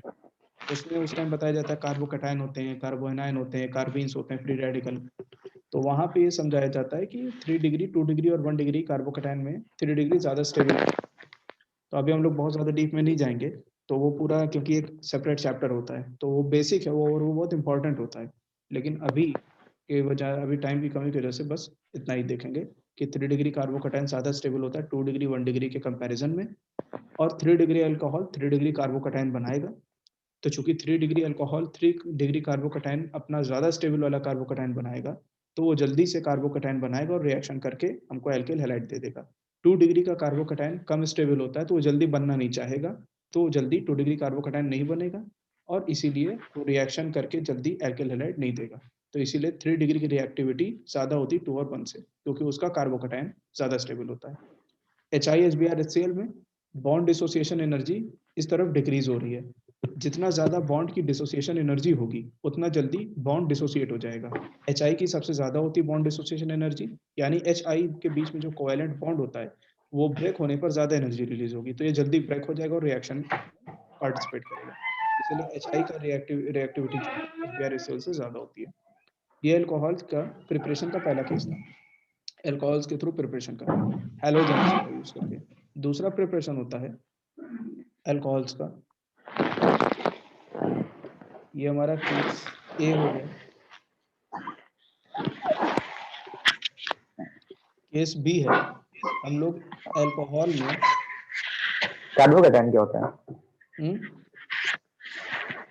कार्बोकैटायन हमने बताया ना कि ये जब हम लोग ऑर्गेनिक केमिस्ट्री का बेसिक पढ़ते हैं तो जब केमिकल रिएक्शंस, ऑर्गेनिक केमिस्ट्री में केमिकल रिएक्शन का पढ़ाया जाता है कि किस तरीके से मैकेनिज्म होता है, तो उस वक्त बताते हैं कि इंटरमीडिएट बनते हैं किसी भी ऑर्गेनिक रिएक्शन में। रिएक्शन प्रोसीड करने के लिए इंटरमीडिएट बनते हैं। इंटरमीडिएट कई तरीके के होते हैं। इंटरमीडिएट पार्टिकल्स जो होते हैं, एक कार्बोकैटायन होता है, कार्बो एनायन होता है। उसमें जैसे कि अब वो पूरा एक अलग चैप्टर है बिल्कुल, उसको तुमने पढ़ा है, 11th में पढ़ाया जाता है, याद है कुछ? इस तरीके से है कि अगर यहाँ पर मान लेते हैं कि ये OH का केस हम ले रहे हैं, तो अल्कोहल है, तो इसका जब OH हटता है, ये OH जब यहाँ से हटेगा तो यहाँ पर एक प्लस चार्ज छोड़ जाता है, क्योंकि OH माइनस बन के निकलता है। तो जो रिजल्टिंग ये जो पार्टिकल है, इसी को कार्बोकैटायन बोलते हैं। और चूंकि ये कार्बोकैटायन में प्लस वाला कार्बन 3 एल्किल से जुड़ा है, तो ये 3 डिग्री कार्बोकैटायन है, जिसकी हम बात कर रहे थे। 3 degree carbocation is more stable. ये पूरा एक अलग से ऑर्गेनिक केमिस्ट्री का बेसिक चैप्टर है, बहुत इंपॉर्टेंट है। तुमको इसके बारे में बिल्कुल ध्यान नहीं है। नहीं ध्यान है। अच्छा वो बता दीजिए, जैसे एग्जांपल ये दिया हुआ है, हम्म। इसमें क्लोरोइथेन बन रहा है, तो इसमें तो कार्बोकैटायन तो बन नहीं रहा कहीं से। तो हम दिखाते नहीं ना, वो इंटरमीडिएट है। इस रिएक्शन, ये रिएक्शन इतना सिंपल नहीं जितना ये हमने यहाँ पे शो किया है। ये रिएक्शन ऐसे नहीं रहता ना, इसमें इंटरमीडिएट बनता है पहले। ये C2H5 डायरेक्ट Cl नहीं जोड़ता है। C2H5 में OH जो है वो पहले निकलता है। पहले H तो H प्लस और Cl माइनस बनता है पहले। H जो है हमारा H प्लस और Cl माइनस बनता है, और उसके बाद ये OH निकलता है। फिर यहाँ पर एक कार्बोकैटायन बनता है, तब Cl आके जुड़ता है, वो होता है यहाँ पर ये जो C2H5 का OH है, जब निकल जाएगा तो इस इन दोनों कार्बन में से एक कार्बन पर प्लस चार्ज आता है, OH माइनस बाहर निकल जाता है इस तरीके से। और HCl का H प्लस और Cl माइनस, तो ये Cl माइनस आके लगता है यहाँ पे, माइनस और प्लस, और ये H प्लस और OH माइनस मिलके देते हैं हमारा वाटर। तो इस तरीके से रिएक्शन होता है। ये 20 का मैकेनिज्म है इसका पूरा केमिकल रिएक्शन का। तो अभी इसमें जहाँ पे ज़रूरत होगी, जहाँ पे मैकेनिज्म बेस्ड क्वेश्चन पूछते हैं, वहाँ पे हम बताएंगे मैकेनिज्म के बारे में। बाकी अभी उसको किनारे होल्ड पे रखेंगे, क्योंकि ये पूरा अलग से चैप्टर होता है, और उसको जब तक समझेंगे नहीं पूरे अच्छे से, तब तक समझ में नहीं आएगा। और हमारा पढ़ाने का केमिकल प्रिपरेशन से, केमिकल रिएक्शन से पहले एल्किल हैलाइड के, ये था प्लान कि जो है पहले ऑर्गेनिक केमिस्ट्री का जो स्टार्ट वाला चैप्टर हम बता रहे 11th में रहता है, उसको पढ़ाते हैं और फिर इसको समझाते हैं, क्योंकि एक बार वो समझ में आ जाता है तो उसमें दिक्कत नहीं आती है। पर अभी टाइम नहीं है, तो इसको हम लोग थोड़ा थोड़ा समझते हुए चलेंगे। अल्कोहल में एक केस तो हम लोगों ने देखा कि हेलोजन एसिड का यूज करके कैसे बनाते हैं, जस्ट लाइक एल्कीन्स में हेलोजन एसिड का यूज करके एल्किल हैलाइड बनाते थे। अल्कोहल के थ्रू एल्किल हैलाइड बनाने का दूसरा तरीका होता है कि हम लोग क्या यूज करते हैं, अल्कोहल में ऐड करते हैं फास्फोरस, फास्फोरस ट्राई या फिर पेंट हैलाइड्स ऑफ फास्फोरस, ये हम लोग ऐड करते हैं। Tri pent halides of phosphorus ये क्या होती है? PCl3 tri halide, PCl5 tri pent chloride, phosphorus pentachloride, phosphorus trichloride. ये तो PCl3 PCl5 या फिर PBr के केस में तो खैर Br और I के केस में थोड़ा सा अलग रहता है, उसको बताते हैं अभी। अल्कोहल के साथ फास्फोरस के जो हैलाइड्स होते हैं उनका यूज करके भी हम लोग एल्किल हैलाइड्स बनाते हैं। तो इसमें क्या करेंगे, इसमें ये करते हैं कि जैसे अल्कोहल लिया ROH ये लिया प्लस PCl3 लिया, तो हमको रिजल्ट में RCl मिलेगा, एल्किल हैलाइड एक, और H3PO3, ROH प्लस PCl3, एक तो ये रहता है। दूसरा हमने यहाँ पे क्या लिया था, अल्कोहल लिया था और हमें क्या मिला है, एल्किल क्लोराइड मिला, एल्किल क्लोराइड। इसके अलावा हम लोग ऐसा ही ROH के साथ हम लोग क्या ले सकते हैं, PCl, ROH के साथ PCl नहीं लेंगे, रेड फास्फोरस लेंगे, रेड फास्फोरस प्लस ब्रोमीन। अब यहाँ पर हम लोगों ने PBr3 क्यों नहीं लिया, यहाँ पे तो PCl3 लिया था, यहाँ पे PBr3 लेते हैं तो यहाँ पे ये RBr मिलता और H3PO3 तो निकलता ही PCl3 के तरीके। तो फिर हम लोगों ने रेड फास्फोरस और Br2 क्यों नहीं लिया, और ये चीज हम लोग करेंगे एल्किल आयोडाइड के प्रिपरेशन में भी। I2 लिया और एल्किल आयोडाइड मिला हमें, H3PO3 मिला। इन दोनों केस में हम लोगों ने PBr3, जैसे यहाँ PCl3 लिया था, PBr3 और PI3 क्यों नहीं लिया? इसका रीजन ये देंगे, because PBr3 and PI3 are not stable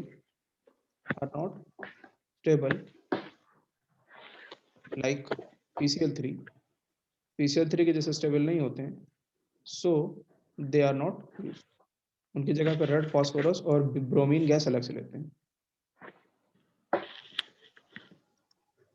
तो इस तरीके से हम लोग एल्किल क्लोराइड का प्रिपरेशन फास्फोरस की हैलाइड्स का यूज करके भी बना सकते हैं एल्किल क्लोराइड को, अपने alkyl bromide, alkyl iodide.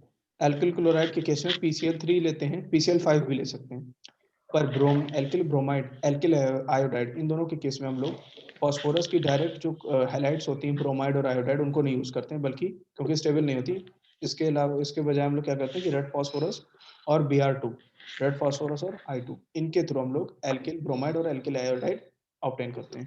Alcohol का ये हमारा दूसरा है, बी, अल्कोहल के थ्रू एल्किल हैलाइड का प्रिपरेशन। लास्ट होता है अल्कोहल के थ्रू एल्किल हैलाइड का प्रिपरेशन। इसमें क्या करते हैं हम लोग, और ये सबसे ज़्यादा यूजफुल रिएक्शन है, सबसे ज़्यादा यूजफुल रिएक्शन यही वाला है जो हम लोग देखेंगे, अल्कोहल का एल्किल हैलाइड को प्रिपेयर करना। इसमें क्या हम लोग करेंगे, अल्कोहल का, इसको अल्कोहल का रिएक्शन हम लोग इसमें कराते हैं SOCl2 से, थायोनिल क्लोराइड, SOCl2 से thionyl chloride in presence of pyridine, in presence of pyridine. अब इसमें जो है कुछ करना नहीं है, इसमें बस इतना याद रखना है कि पायरिडीन, SOCl2, ये कीवर्ड्स होते हैं। ऑर्गेनिक केमिस्ट्री में हम हमेशा कहते हैं कि कीवर्ड पे ध्यान देना चाहिए। रिएक्शन का मेन कीवर्ड से मतलब क्या होता है कि उसके रिएक्टेंट्स क्या क्या हैं। देखो अल्कोहल तो कॉमन रहेगा, ये जो हम लोग ये वाला प्रिपरेशन देख रहे हैं इसमें भी, पीछे देखा फॉस्फोरस पेंट हैलाइड से उसमें भी, और उससे पीछे हैलोजन एसिड से देखा इसमें भी। पर कीवर्ड होते हैं रिएक्टेंट्स, जो रिएक्टेंट्स में से ये वाले जो वेरी करते हैं, इधर डिहाइड्रेटिंग एजेंट है, हैलोजन एसिड है, ये यहाँ पर SOCl2 पायरिडीन। अब कहीं पे रिएक्शन, कहीं पे क्वेश्चन पेपर में लिखा हुआ है कि थायोनिल क्लोराइड से किसी कंपाउंड का रिएक्शन करा रहे हैं इन प्रेजेंस ऑफ पायरिडीन, और हमें रिजल्ट में एक हैलाइड मिल रहा है, तो ओरिजिनल कंपाउंड क्या था? तो अगर हमें बिल्कुल ये याद रहेगा कि SOCl2 और पायरिडीन एक साथ जहां आए, उसका मतलब फौरन हमें दिमाग जाना चाहिए हमारा एल्किल हैलाइड के प्रिपरेशन में अल्कोहल के थ्रू। वहां पे दिमाग जाएगा तो हमें पूरा याद आ जाएगा कि अच्छा SOCl2 और पायरिडीन इसमें था, तो ये अल्कोहल की बात कर रहा है, और एल्किल हैलाइड रिजल्ट में यहाँ पे हमको मिलेगा, एल्किल हैलाइड मिलता है हमें यहाँ पे। एल्किल हैलाइड नहीं, एल्किल क्लोराइड।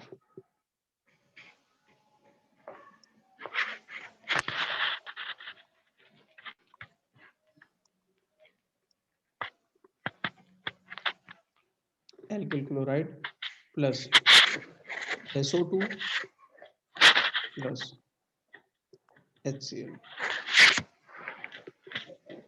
इसके बारे में कहते हैं कि ये बेस्ट मेथड होता है एल्किल क्लोराइड के प्रोडक्शन के लिए, थायोनिल क्लोराइड का यूज करके। इसको पहले तो ऐसा बोलते हैं, इसको लिखते कैसे हैं कि alcohol, alcohol is refluxed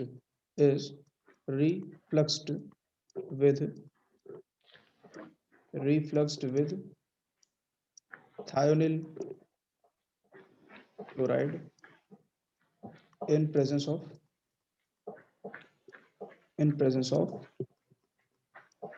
pyridine। ये क्वेश्चन की लैंग्वेज होती है, इस तरीके से लिखे। तो जब भी इस तरीके से दे तो हमें समझ जाना है कि ये अल्कोहल के थ्रू एल्किल हैलाइड के प्रिपरेशन वाला जो रिएक्शन होता है उसकी बात कर रहे हैं लोग यहाँ पे, तो ये हो जाएगा।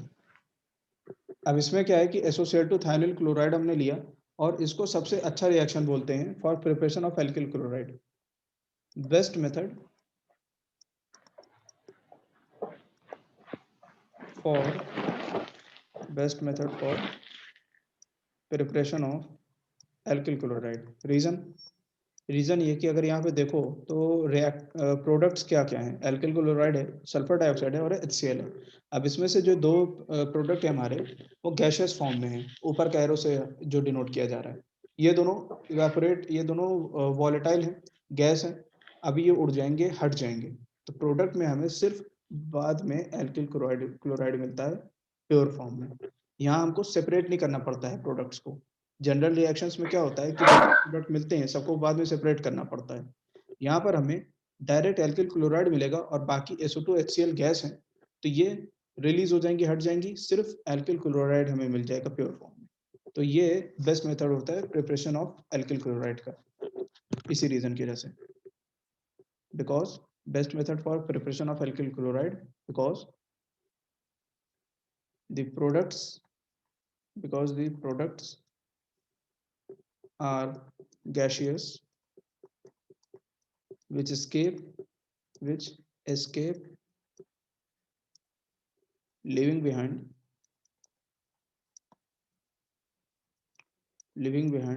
only alkyl chloride.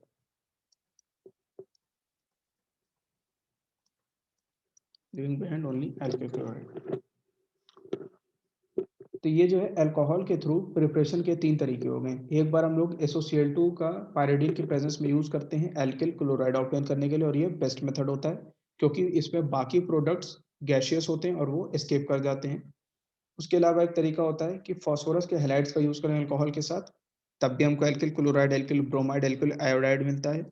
और सबसे पहला तरीका क्या था कि हेलोजन एसिड का यूज करें HCl HBr HI का अल्कोहल के साथ एक डिहाइड्रेटिंग एजेंट के प्रेजेंस में। तो 3 तरीके हो जाएंगे डिहाइड्रेटिंग एजेंट के प्रेजेंस में, ये HX वाला हेलोजन एसिड वाला, और इसके बाद के 2।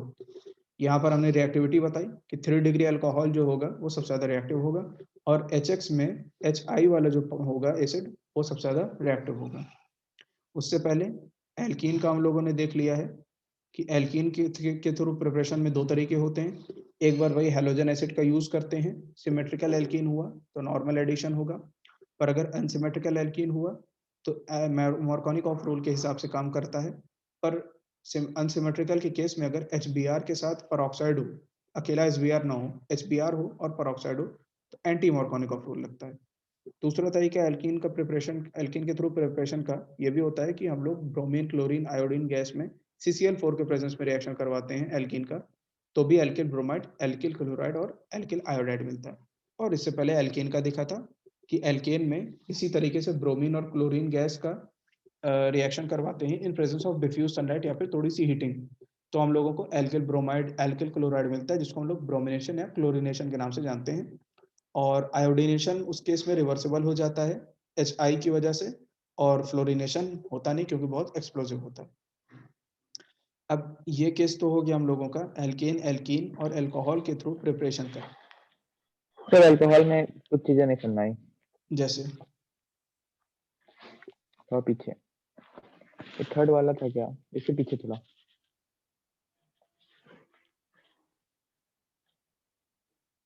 SOCl2 वाला, हाँ ये वाला शायद नहीं सुनना था, हाँ यही वाला। इसमें हमने बताया कि थायोनिल क्लोराइड बोलते हैं इस कंपाउंड को, SOCl2 को। तो थायोनिल सी क्लोराइड, वाला है ना, अब बी वाला, एक बार बी वाला बता दीजिए पहले। इसमें हमने बताया था कि अल्कोहल का रिएक्शन अगर हम लोग कराएंगे फास्फोरस की हैलाइड्स के साथ, ट्राई या पेंट हैलाइड्स के साथ, ये है इससे फास्फोरस भी ट्राई, एल्काइल हैलाइड बनेगा। एल्किल हैलाइड बनेगा इससे। यहाँ पे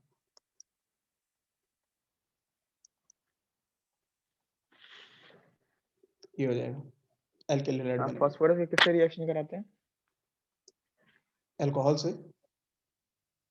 फास्फोरस का, और जो ट्राई पेंट लिखा है वो मतलब ये कि ट्राई हैलाइड है तो ये 3 क्लोरीन लगेगा फास्फोरस के साथ, और पेंट हैलाइड है तो 5 क्लोरीन लगेगा फास्फोरस के साथ।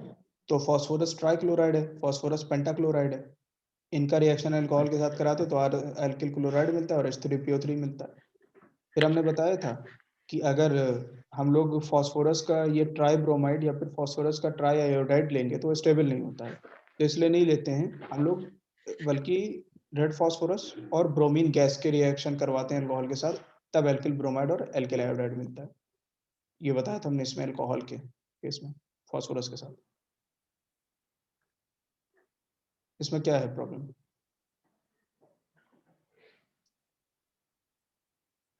देखिए आपने PCl3 के साथ करवाया ना, लेकिन PBr3 और PI3 के साथ नहीं करवा सकते क्योंकि वो स्टेबल नहीं होगा। और सेकंड वाले में जो रेड फास्फोरस है और Br2 को रिएक्शन करवाया, मतलब रेड फास्फोरस क्यों करवाया?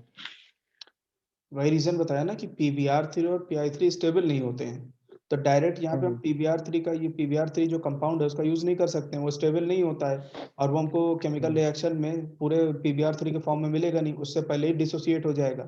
तो यहाँ पे हम लोग फास्फोरस अलग से लेते हैं, रेड फास्फोरस लेते हैं और Br2 लेते हैं, ब्रोमीन गैस, तब रिएक्शन करवाते हैं, तब हमें एल्किल ब्रोमाइड मिलता है। डायरेक्ट PBr3 यूज नहीं कर सकते यहाँ पे। ठीक है। और ब्रोमीन गैस ये वाली मिली ना, RBr वाली? अरे RBr के आगे वाली ये नहीं, ब्रोमीन गैस कहाँ मिल रही है? आप बोल रहे थे ये ना अभी। ब्रोमीन गैस मिलेगी नहीं, ब्रोमीन गैस को हम रिएक्ट करवाएंगे, प्रोडक्ट अच्छा, थोड़ी ना ब्रोमीन गैस, वो तो रिएक्टेंट है ब्रोमीन गैस और आयोडाइड गैस, आयोडीन ठीक है गैस। ठीक है।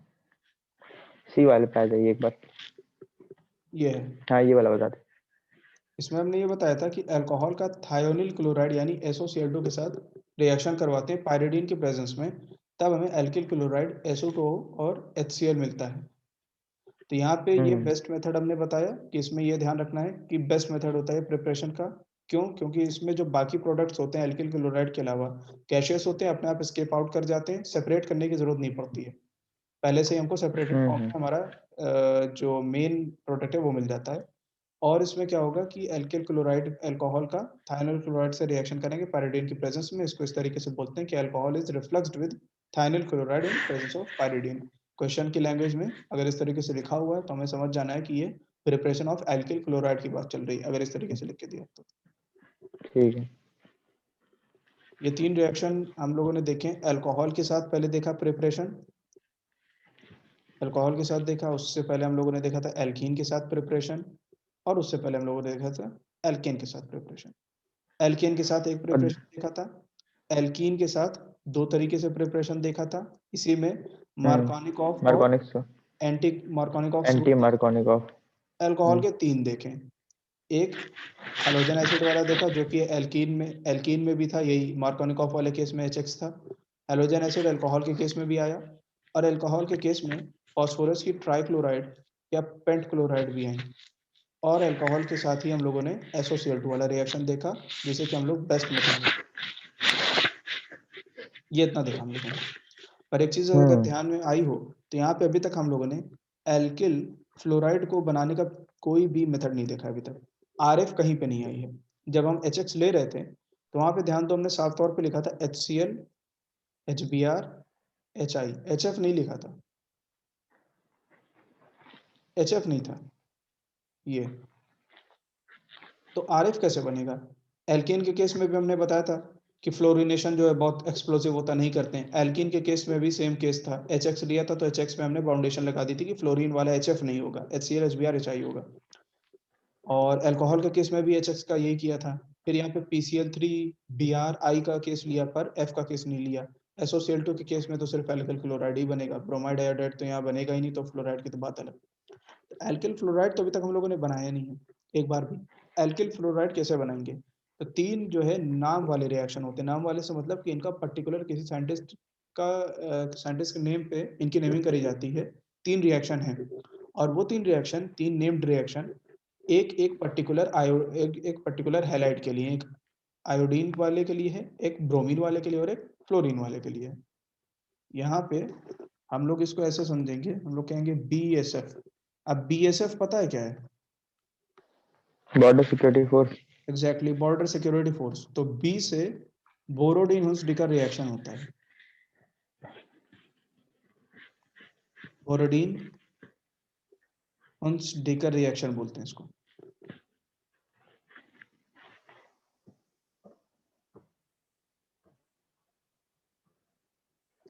BSF, और S से बोलते हैं स्वार्ट्ज रिएक्शन, और F को बोलते हैं फिंकलस्टीन रिएक्शन।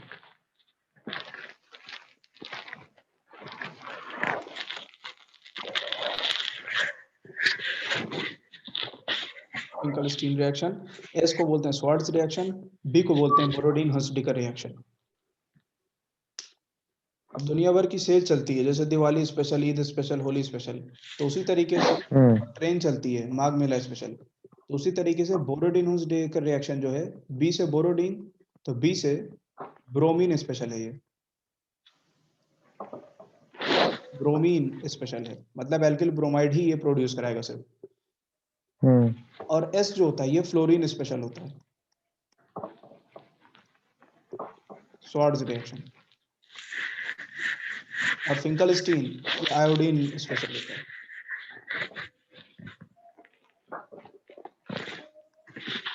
फिंकल कौन सा, क्या नाम है? Finkelstein, Finkelstein reaction, Swarts reaction और Borodin Hunsdiecker reaction. BSF Borodin Hunsdiecker reaction bromine के लिए होता है, एल्किल ब्रोमाइड के लिए, सिर्फ एल्किल ब्रोमाइड के लिए। बोरोडीन के आगे क्या लिखा हुआ है, समझ नहीं आ रहा थोड़ा। हंसडिकर रिएक्शन, HUNSDICKER, ठीक है। KER reaction, Borodin Hunsdiecker reaction. और एक एक बार देख लेते हैं तीनों को। बोरोडीन हंसडिकर रिएक्शन में क्या हो जाएगा कि कहते हैं कि कोई कार्बोक्सिलिक एसिड हो, कार्बोक्सिलिक एसिड RCOOH इस तरीके से होता है, RCOOH, इसमें H को हटा करके अगर हम यहाँ पे कोई सिल्वर लगा दें, सिल्वर एटम, ये जो होता है इसको बोलते हैं हम लोग सिल्वर सॉल्ट, सिल्वर सॉल्ट बोलते हैं इसको हम लोग, किसका, मोटी एसिड का, मोटी यानी fatty acid of fatty acid, silver salt of fatty acid, यानी कि silver salt of carboxylic acid. तो सिल्वर सॉल्ट लेंगे हम लोग कार्बोक्सिलिक एसिड का, ये बिल्कुल इसका कीवर्ड है, जहां लिखा दिखा कि silver salt of fatty acid, silver salt of carboxylic acid, फौरन दिमाग जाना चाहिए कि लगता है ये बात हो रही है बोरोडीन हुंसडिकर रिएक्शन की, चांसेस इंक्रीज हो जाएंगे। एक तो ये चीज रहेगी, दूसरा क्या रहता है इसमें कि ब्रोमीन रहता है, bromine Br2 in presence of CCl4 और heat, in presence of CCl4 और हीट। और यहाँ पे हमें मिलेगा इसकी मदद से एक bromo alkane, bromo alkane RBr plus carbon dioxide CO2 plus AgBr। और इस RBr के बारे में एक स्पेशल चीज निकला कि ब्रोमो एल्केन ये कैसा है, ये एल्किल ब्रोमाइड या फिर ब्रोमो एल्केन है, और कैसा होता है, of one less carbon atom. अब इसका क्या मतलब है, of one less carbon atom, इसका मतलब भाई साहब ये है कि अगर देखोगे तो स्टार्टिंग में तुम्हारे पास आर वाले का, आर जो एल्किल ग्रुप है इसमें कुछ certain number of carbon atom होंगे, एक कार्बन के एल्किल ग्रुप मेथाइल होगा तो एक कार्बन होगा, 5 कार्बन के एल्किल ग्रुप पेंटाइल होगा तो 5 कार्बन होगा। तो आर के जो कार्बन थे उनके साथ साथ एक ये सी था, functional group C double bond O का C था, यानी यहाँ पे जितने आर के कार्बन थे उसमें प्लस एक कार्बन एक्स्ट्रा और था। पर यहाँ पे रिएक्शन के बाद देखोगे अगर तो सिर्फ R के साथ Br बना, और ये वाला C इन दोनों O के साथ CO2 बना लिया, यानी कि एक कार्बन हट गया, पहले R के नंबर ऑफ कार्बन प्लस 1 ये वाला था, अब सिर्फ R के नंबर ऑफ कार्बन एटम के साथ Br बना, इसलिए बोलते हैं इसमें 1 लेस कार्बन एटम का एल्किल हैलाइड बनता है हमारा, सॉरी एल्किल ब्रोमाइड। सुन नहीं पाए थे कहाँ पे, जहाँ पे आपने बोला था 1 लेस कार्बन एटम होता है, फोन आ गया था थोड़ा। अच्छा चलो बता दिया करो, हम पूरी बता तो रहे थे। यहाँ पे हमने कहा कि अगर देखोगे तो R जो है एल्किल ग्रुप है, और एल्किल ग्रुप मतलब होता है कि सर्टेन नंबर ऑफ कार्बन अच्छा एटम। देखिए, एक बार हम दोबारा रिकॉल करते हैं। देखिए RCOOH आपने बताया कार्बोक्सिलिक एसिड है, उसमें आपने एक सिल्वर ऐड किया तो silver salt of fatty acid बन गया। आपने बोला जहां पर भी सिल्वर सॉल्ट की बात हो तो तुम बोरोडीन हंसडिकर रिएक्शन को याद कर लेना, मतलब बस वहीं पे आ जाता है उसका यूज ना। तो ये ब्रोमीन स्पेशल होता है। हाँ तो फिर आपने इसमें ब्रोमीन ऐड किया है ना CCl4 की प्रेजेंस में और हीट की प्रेजेंस में। और ब्रोमो एल्केन मिल गया हाँ ब्रोमो एल्केन मिल गया। हाँ अलॉन्ग और विथ। ये क्या लिखा, bromo alkane of 1 less carbon atom, ये समझ में नहीं आया। इसका मतलब हम ये बता रहे थे कि यहाँ पे अगर तुम देखोगे स्टार्टिंग में सिल्वर सॉल्ट जो था फैटी एसिड यानी कार्बोक्सिलिक एसिड का, इसमें कितने कार्बन थे? आर वाला जो एल्किल ग्रुप है उसके पास अपने को certain number of carbon atoms होते हैं। आर का मतलब जैसे एथाइल तो 2 कार्बन होगा, पेंटाइल है तो 5 कार्बन होगा, हेक्साइल है तो 6 कार्बन होगा, प्लस ये वाला carbon functional group C double bond O O वाला, ये सी, ये कार्बन। तो यहाँ पे कितने कार्बन थे? आर वाले प्लस एक ये वाला। पर यहाँ पे जब बी आर बना है तो सिर्फ आर वाला रह गया। ये वाला जो सी था वो ओ ओ के साथ मिलकर CO2 बना के निकल गया। यानी ये जो ब्रोमो एल्केन मिला वो पहले के मुकाबले एक कार्बन उसमें कम था इस ब्रोमो में। तो इसीलिए कहते हैं bromo alkane of one less carbon atom is obtained in Borodin Hunsdiecker reaction. यहाँ पे इस चीज का ध्यान रखना है कि अगर ये भी एक तरीके से तुम्हारा कीवर्ड है इस रिएक्शन को पहचानने का। एक लेस कार्बन एटम के एल्किल ब्रोमाइड की बात करें कि प्रोड्यूस करना है तो हम लोग बोरोडिन हुंसडीकर रिएक्शन का यूज करते हैं। उसके अलावा यहाँ पे तुम ध्यान दोगे कि आर का यूज कर रहे हो और आर तुम हायर क्वांटिटी का यूज कर सकते हो। मतलब हायर क्वांटिटी से मतलब higher number of carbon atoms का, 10 कार्बन एटम का, 20 कार्बन एटम का, 30 कार्बन एटम का। तो बोरोडिन हुंसडीकर रिएक्शन जो है ये हमारा ब्रोमीन वाला, इसका यूज हम लोग हायर ब्रोमो एल्केन्स का, हायर ब्रोमो एल्केन को के प्रोडक्शन में इस रिएक्शन का यूज करते हैं। यहाँ पे आर की वैल्यू काफी ज्यादा तुम रख सकते हो, तो यहाँ पे तुम्हें ज्यादा वैल्यू वाले आर का ब्रोमीन मिलेगा, हायर ब्रोमो एल्केन मिलेगा। तो हायर ब्रोमो एल्केन के प्रोडक्शन के लिए हम लोग बोरोडिन हुंसडीकर रिएक्शन को यूज करते हैं और वन लेस कार्बन एटम का ब्रोमो एल्केन हमेशा मिलता है इसमें। ये बोरोडिन हुंसडीकर रिएक्शन है ब्रोमीन के लिए स्पेशल।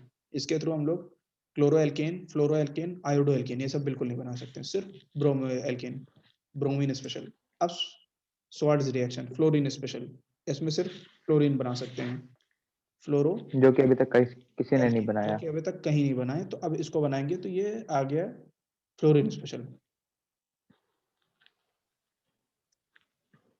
तो इसमें क्या करते हैं, इसमें सिंपल ये रहता है कि इसमें हम लोग, लेकिन एक चीज थोड़ा सा इसमें अलग होती है हमारे इसके बोरोडिन हुंसडीकर के मुकाबले और बाकी और जो अभी तक हम लोगों ने प्रिपरेशन के मेथड देखे उसके मुकाबले, यहाँ पे थोड़ा सा एक डिफरेंट चीज रहती है और वो ये रहती है कि यहाँ पे हम लोग एक मेन एम हमारा यहाँ पे क्या है, फ्लोरो एल्केन बनाना।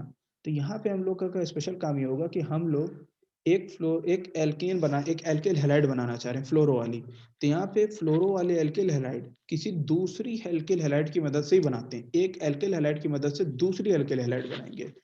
तो हम फ्लोरो एल्केन बनाना चाह रहे हैं, उसके लिए हम लोग आर एक्स पहले से ही एक एल्किल हैलाइड लेते हैं और ये दो होती हैं। एक्स का मतलब यहाँ पे Cl से होता है या फिर Br से, यानी क्लोरो एल्केन या ब्रोमो एल्केन लेते हैं और इसका रिएक्शन हम लोग कराते हैं कोई भी fluoride fluoride salt of metal से, फ्लोराइड सॉल्ट ऑफ मेटल से रिएक्शन कराते हैं, एल्किल क्लोराइड या फिर एल्किल ब्रोमाइड का। फ्लोराइड सॉल्ट कैसे हो सकते हैं, किन किन मेटल्स के? जैसे सिल्वर का फ्लोराइड सॉल्ट AgF, मरकरी का फ्लोराइड सॉल्ट Hg2F2। जब इस तरीके से हम लोग कराते हैं तो हमें यहाँ मिलता है RF, फ्लोरो एल्केन, फ्लोरो एल्केन ये मिलता है। और साथ में हमें मिलेगा फ्लोरो एल्केन के क्या, यहाँ पे फ्लोराइड सॉल्ट था मेटल का, अब यहाँ के जो Cl या Br था वो चला जाएगा मेटल के साथ, तो हमें क्लोराइड या फिर ब्रोमाइड सॉल्ट मिलेगा प्रोडक्ट में, क्लोराइड या फिर ब्रोमाइड सॉल्ट उसी मेटल का जिसका पहले फ्लोराइड सॉल्ट लिया था। अब उसी मेटल का क्लोराइड या ब्रोमाइड सॉल्ट मिलेगा। स्वार्ट्ज रिएक्शन में ये करते हैं। स्वार्ट्ज रिएक्शन में ध्यान ये रखना है कि हम लोग एक ऑलरेडी एल्किल क्लोराइड या एल्किल ब्रोमाइड यानी एक हैलाइड पहले से लेते हैं और उसकी मदद से दूसरी हैलाइड फ्लोरो वाली बनाते हैं। करते क्या है कि फ्लोराइड सॉल्ट लेते हैं मेटल का और रिएक्शन करा देते हैं हमारे क्लोरो या ब्रोमो एल्केन से, हमें फ्लोरो एल्केन मिल जाता है। तो इस तरीके से फ्लोरो एल्केन का प्रोडक्शन स्वार्ट्ज रिएक्शन के थ्रू करवाते हैं। अच्छा, फ्लोराइड सॉल्ट लेते हैं मेटल का और क्लोरीन या ब्रोमीन के साथ रिएक्शन करा देते हैं। फ्लोरीन ब्रोमीन के साथ नहीं रिएक्शन कराते हैं, सॉल्ट से रिएक्शन कराते हैं, फ्लोरीन के सॉल्ट से।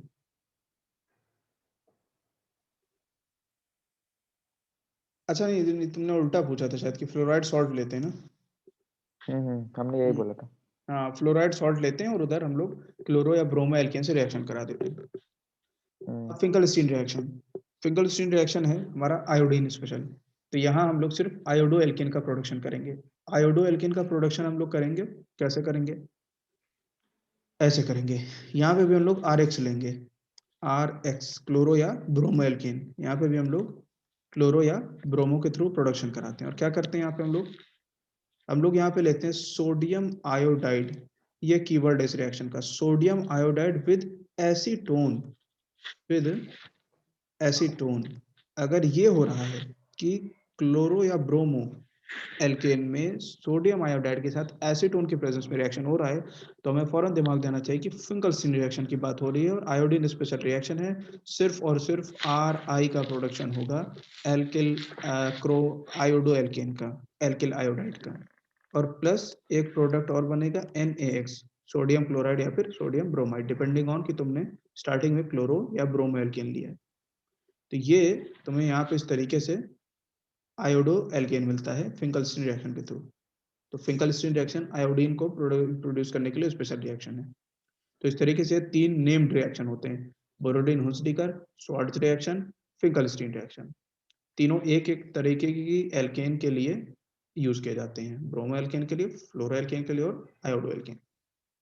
अच्छा, जो RX है मतलब RCl या RBr जो भी है, तो ये एल्काइल क्लोराइड होगा या तो एल्काइल ब्रोमाइड होगा? बिल्कुल। और यहाँ पे देखिए फ्लोरीन वाले में जो RX है हम्म। वो भी यही होगा, एल्काइल क्लोराइड हाँ या बिल्कुल एल्काइल ब्रोमाइड। बिल्कुल बिल्कुल बिल्कुल।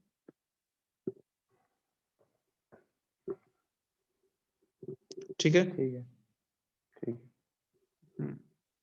तो ये प्रिपरेशन हम लोगों का कंप्लीट हो गया, एल्किल क्लोराइड का, एल्किल हैलाइड्स का प्रिपरेशन कंप्लीट हो गया। जैसे बोरोडिन हंसडीकर रिएक्शन, श्वार्ट्ज रिएक्शन और फिंकलस्टीन स्टीन रिएक्शन, मतलब इस कैसे क्वेश्चन आ सकते हैं अगर आते भी हैं इस पर, तो कैसे पूछेगा जैसा हम मतलब? बता रहे थे बीच में पढ़ाने के टाइम कि तुमको इनडायरेक्टली पूछेगा कि इस तरीके से मान लो कह दिया कि fatty acid, the particular salt of a fatty acid was taken and reacted with bromine in presence of carbon tetrachloride या in presence of tetrachloride of carbon घुमाने के लिए, and was heated, a silver bromide salt of metal was found। अब यहाँ bromide salt तुम्हारा ये है AgBr, bromide salt of metal यानी bromide salt of silver was formed, name the other products formed. तो अब तुम्हें अगर ये इतना याद रहेगा, सिर्फ इतना याद रह गया, जैसे ही तुमने देखा कि सिल्वर सॉल्ट की बात कर रहा है, एसिड के सॉल्ट की बात कर रहा है अलोंग विद ब्रोमीन और CCl4, इतना तुमने देखा और तुम्हारा दिमाग फौरन गया कि बोरोडीन हुस्डीकर रिएक्शन की बात कर रहा है। और अगर तुम ये याद रखोगे तो तुम्हें ये पता रहेगा कि AgBr जो बोल रहा है कि AgBr बन रहा है, उसके साथ बताओ और क्या बन रहा है, तुम समझ जाओगे CO2 और RBr बन रहा है, जिसमें से RBr जो रहेगा वो एक कम कार्बन एटम का होगा। और ये रिएक्शन स्पेशल होता है ब्रोमीन के लिए, सिर्फ ब्रोमीन का ब्रोमो एल्केन ही प्रोड्यूस करा सकते हैं इससे। तो इस तरीके से इनडायरेक्ट रिएक्शन पूछेगा वो। हम्म।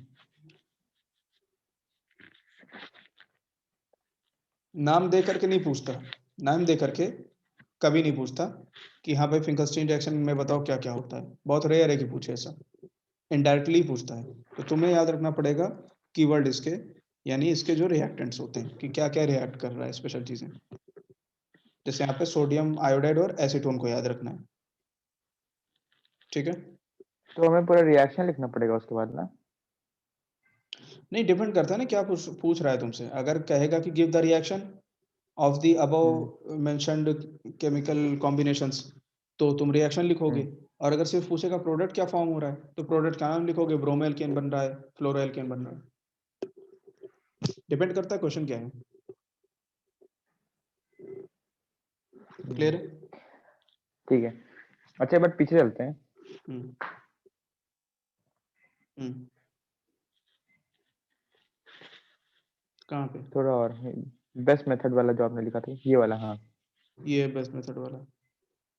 हाँ, तो इसमें एल्काइल क्लोराइड बनाने का ये बेस्ट मेथड है, क्योंकि जो बाकी के जो प्रोडक्ट्स होते हैं वो हो जाते हैं, एस्केप आउट हो जाते हैं, हाँ गैसेज होते हैं ना। हाँ। तो जैसे एक अच्छी मतलब कौन कौन से प्रोडक्ट्स हैं इसमें? प्रोडक्ट SO2 है और HCl है, सल्फर डाइऑक्साइड और नाम बोल। Hydrogen chloride gas. ठीक है, अब आगे आ जाइए। तो ये हम लोगों का प्रिपरेशन कंप्लीट हो गया। ठीक है। अब हम लोग जो है केमिकल प्रॉपर्टीज से पहले फिजिकल प्रॉपर्टी में दो चीजें थोड़ा बहुत पूछ लेते हैं, मेल्टिंग और बॉइलिंग पॉइंट, उनको देख अच्छा, वो लेते हैं कैसा वेरिएशन होता है। हाँ क्या कह रहे हो? जमहूरियत क्या होता है? जमहूरियत? तो जमहूरियत। स्टेटस देखा तुमने फिर? नहीं, हम देखे तो सुबह ही पूछने वाले थे, क्योंकि हमको जमहूरिया का मतलब पता था। क्या होता है जमहूरा का मतलब? अरे मतलब कोई ऐसा चेला टाइप आदमी जिसकी खुद खुद का अस्तित्व ना हो।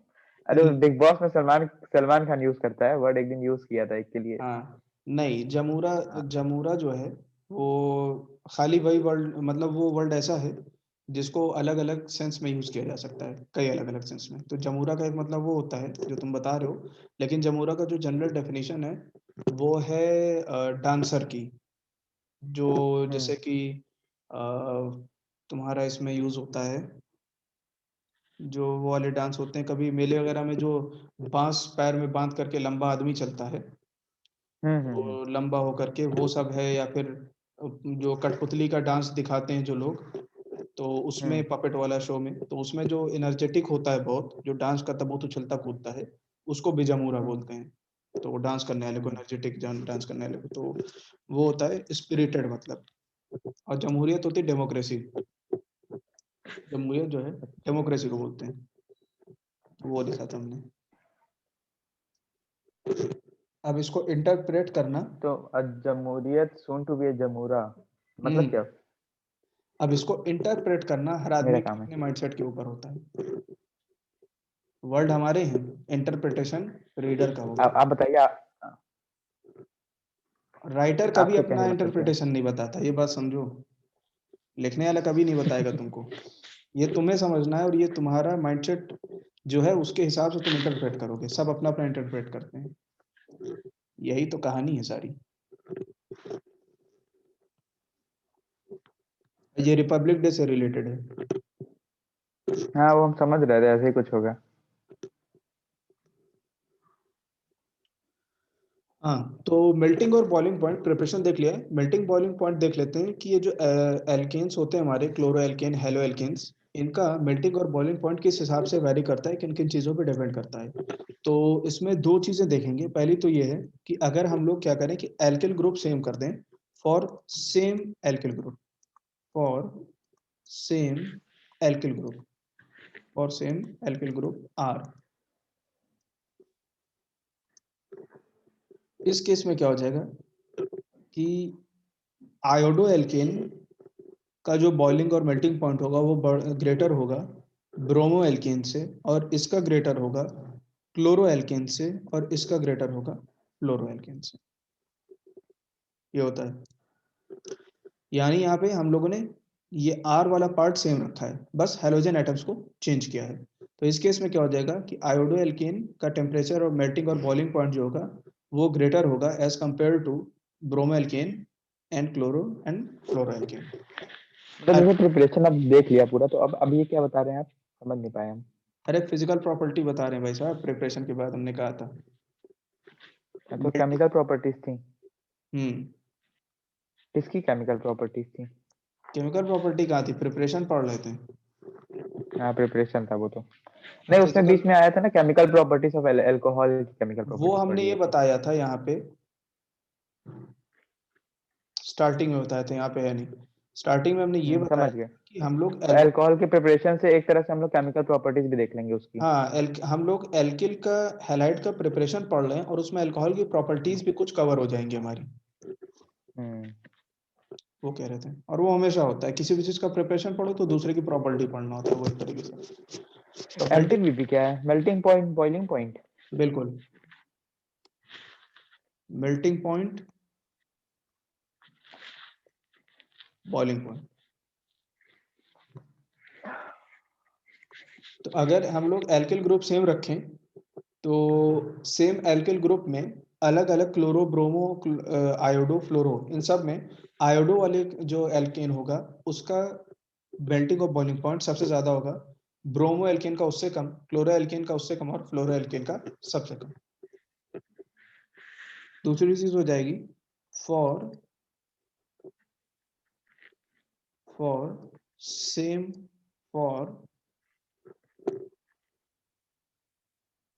Same halogen atom.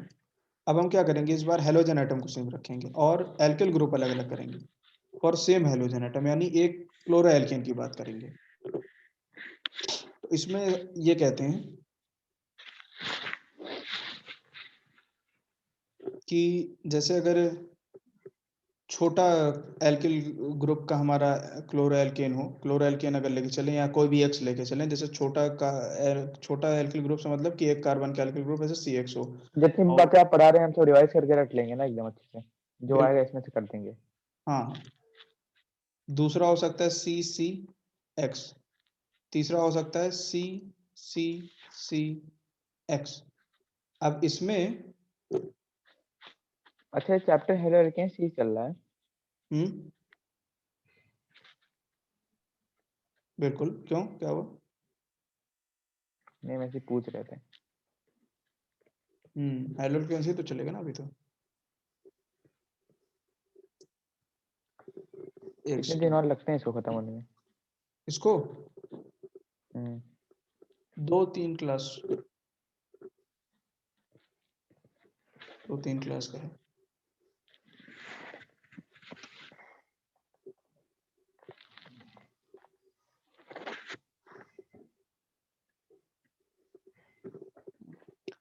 इसमें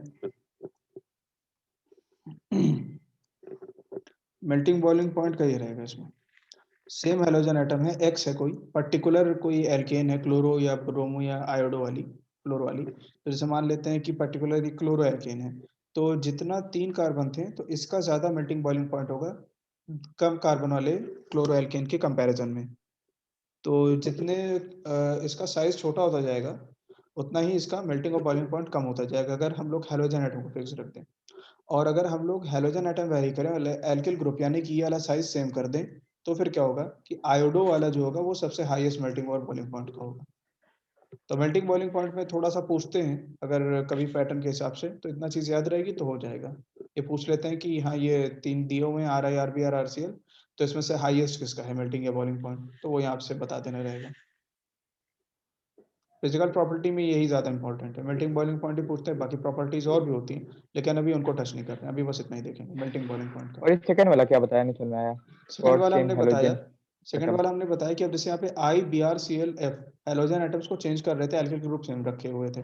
अब क्या करो कि हेलोजन एटम फिक्स कर दो, X कर दो कोई सा भी, Cl कर दो या Br कर दो कोई सा भी, और उसके बाद एल्किल ग्रुप का साइज वेरी करो।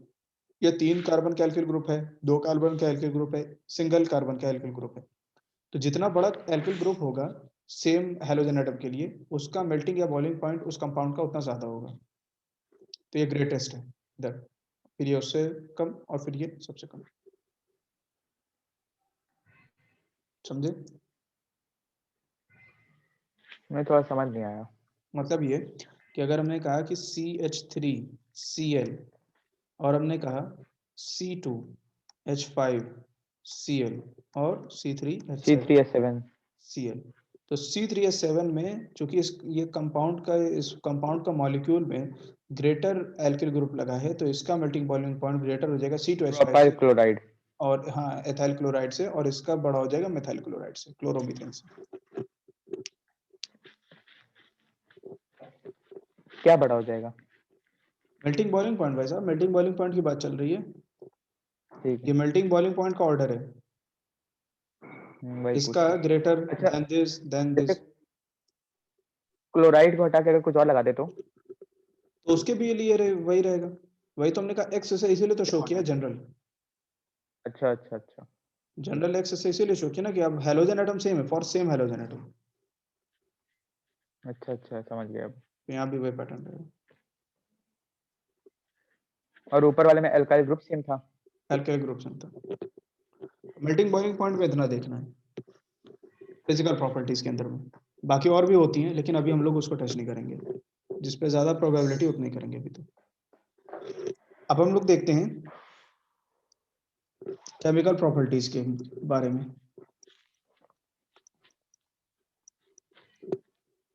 केमिकल प्रॉपर्टीज, केमिकल प्रॉपर्टी में हम लोग मेन दो केसेस देखेंगे। एल्किल जो हमारे जो हेलो एल्केन्स हैं इनके बारे में दो मेन केमिकल प्रॉपर्टीज। एक हम लोग देखेंगे सब्स्टिट्यूशन वाली, जब ये सब्स्टिट्यूशन रिएक्शन शो करती हैं हमारी क्लोरो एल्केन्स, सब्स्टिट्यूशन रिएक्शन। दूसरा हम लोग देखेंगे एलिमिनेशन रिएक्शन वाला, एडिशन बोल रहे हैं, एलिमिनेशन रिएक्शन वाला, एलिमिनेशन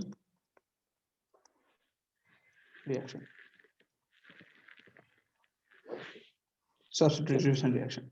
अब सब्स्टिट्यूशन रिएक्शन अगर याद हो तो दो तरीके के होते हैं, एक होता है SN1 बोलते हैं और एक होता है SN2। सब्स्टिट्यूशन रिएक्शन दो तरीके से रहेंगे, एक SN1 और एक SN2। तो SN1 रिएक्शन में हम लोग ये देखेंगे कि SN1 रिएक्शन जो रहेगा, तो सब्स्टिट्यूशन रिएक्शन में देखो होता क्या है सब्स्टिट्यूशन रिएक्शन में, कि हमारा जैसे ये एक हमारा कोई भी हम एल्केन ले लें, केमिकल प्रॉपर्टीज किसकी देखना है अभी? एल्किल हैलाइड की पढ़ रहे हैं, एल्किल हैलाइड की तो केमिकल प्रॉपर्टीज पढ़ेंगे। डिप्रेशन देख लिया, क्या फिजिकल प्रॉपर्टी में मेल्टिंग बॉइलिंग पॉइंट का वेरिएशन देख लिया, अब केमिकल प्रॉपर्टी है। तो केमिकल प्रॉपर्टी में सब्स्टिट्यूशन रिएक्शन जो रहेगा, तो सब्स्टिट्यूशन रिएक्शन में क्या होता है कि हम लोग ये जानते हैं सब्स्टिट्यूशन रिएक्शन में एक एटम हटता है और उसकी जगह पे दूसरा आकर के लग जाता है, यही होता है मतलब कि। अच्छा, फिजिकल प्रॉपर्टीज में तो हम लोग वो देख रहे थे ना, हैलाइड्स के वो देखें बस, आप क्या बोलते हैं, melting melting boiling boiling point. Point, melting और बॉइलिंग पॉइंट। तो हैलाइड्स के बारे में देखे, हेलोजेंस के बारे में देख रहे थे, मेल्टिंग बॉइलिंग पॉइंट। अरे नहीं नहीं, ये क्या होता है, अच्छा, ये एल्काइल हैलाइड है, सही बात एल्किल है, हैलाइड ही तो ठीक। है, ये भी तो एल्किल हैलाइड है। हम्म। सब्स्टिट्यूशन रिएक्शन में जैसे कि ये आर आर आर तीन तरफ एल्किल ग्रुप कार्बन है और इस पर यहाँ पे ब्रोमीन लगा है, एक ब्रोमो एल्केन है ये। तो इस ब्रोमो एल्केन में अगर हम लोगों को देख यहाँ पे हम लोग देखेंगे तो ये इस तरीके से कुछ रहेगा, आर आर आर सी। अब यहाँ पे होगा क्या कि जो Br है वो ज्यादा इलेक्ट्रोनेगेटिव है, कोई भी हैलोजन एटम जो है वो ज्यादा इलेक्ट्रोनेगेटिव होगा कार्बन के कंपैरिजन में। तो इस कोवेलेंट बॉन्ड में इस पर पार्शियल नेगेटिव और इस पर पार्शियल पॉजिटिव चार्ज आ जाता है, कार्बन पर पार्शियल पॉजिटिव और ब्रोमीन पर पार्शियल नेगेटिव चार्ज आ जाता है। तो यहाँ पर होता क्या है कि ये जो नेगेटिव चार्ज वाले जो भी कंपाउंड होते हैं जिन पर नेगेटिव चार्ज होता है उनको हम लोग ऑर्गेनिक केमिस्ट्री में न्यूक्लियोफाइल बोलते हैं, NU माइनस से शो कर देते हैं न्यूक्लियोफाइल। तो न्यूक्लियोफाइल होते हैं नेगेटिव चार्ज वाले, कुछ न्यूट्रल न्यूक्लियोफाइल भी होते हैं, लेकिन अभी उतना डीप में हम लोगों को जाने की कोई जरूरत नहीं है और ओवर क्राउडेड नहीं करना काम को। बस ये समझना है कि कुछ न्यूक्लियोफाइल होते हैं जो नेगेटिव चार्ज के साथ होते हैं।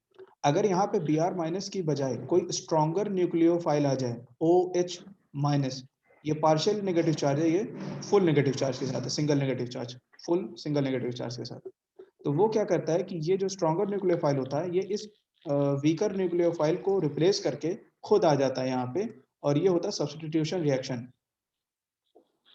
यहाँ पे पहले ये Br जो पार्शियल नेगेटिव चार्ज वाला है वो हट जाता है, हमारे पास ये एक कार्बोकैटायन बचता है, और इस कार्बोकैटायन में फिर आकर के ये जो स्ट्रॉन्गर न्यूक्लियोफाइल होता है ये ऐसे जुड़ जाता है और हमें एक अल्कोहल मिल जाएगा। फिर सब्स्टिट्यूशन रिएक्शन इस तरीके से होते हैं, substitution reaction, tuition. Tuition SN1 और SN2 से। दूसरे एलिमिनेशन होते हैं।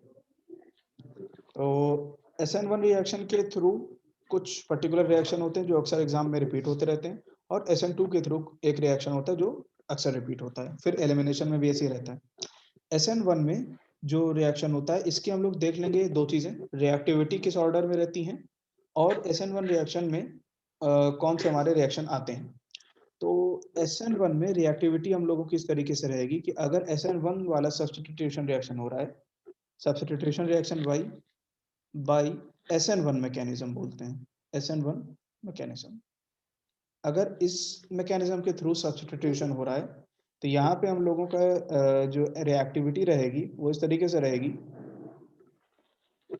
कि 3 degree alkyl halide 3 degree alkyl halide जो होगी उसकी रिएक्टिविटी ज़्यादा होगी 2 डिग्री से, और इसकी रिएक्टिविटी ज़्यादा होगी 1 डिग्री से। ये होगा रिएक्टिविटी का ऑर्डर।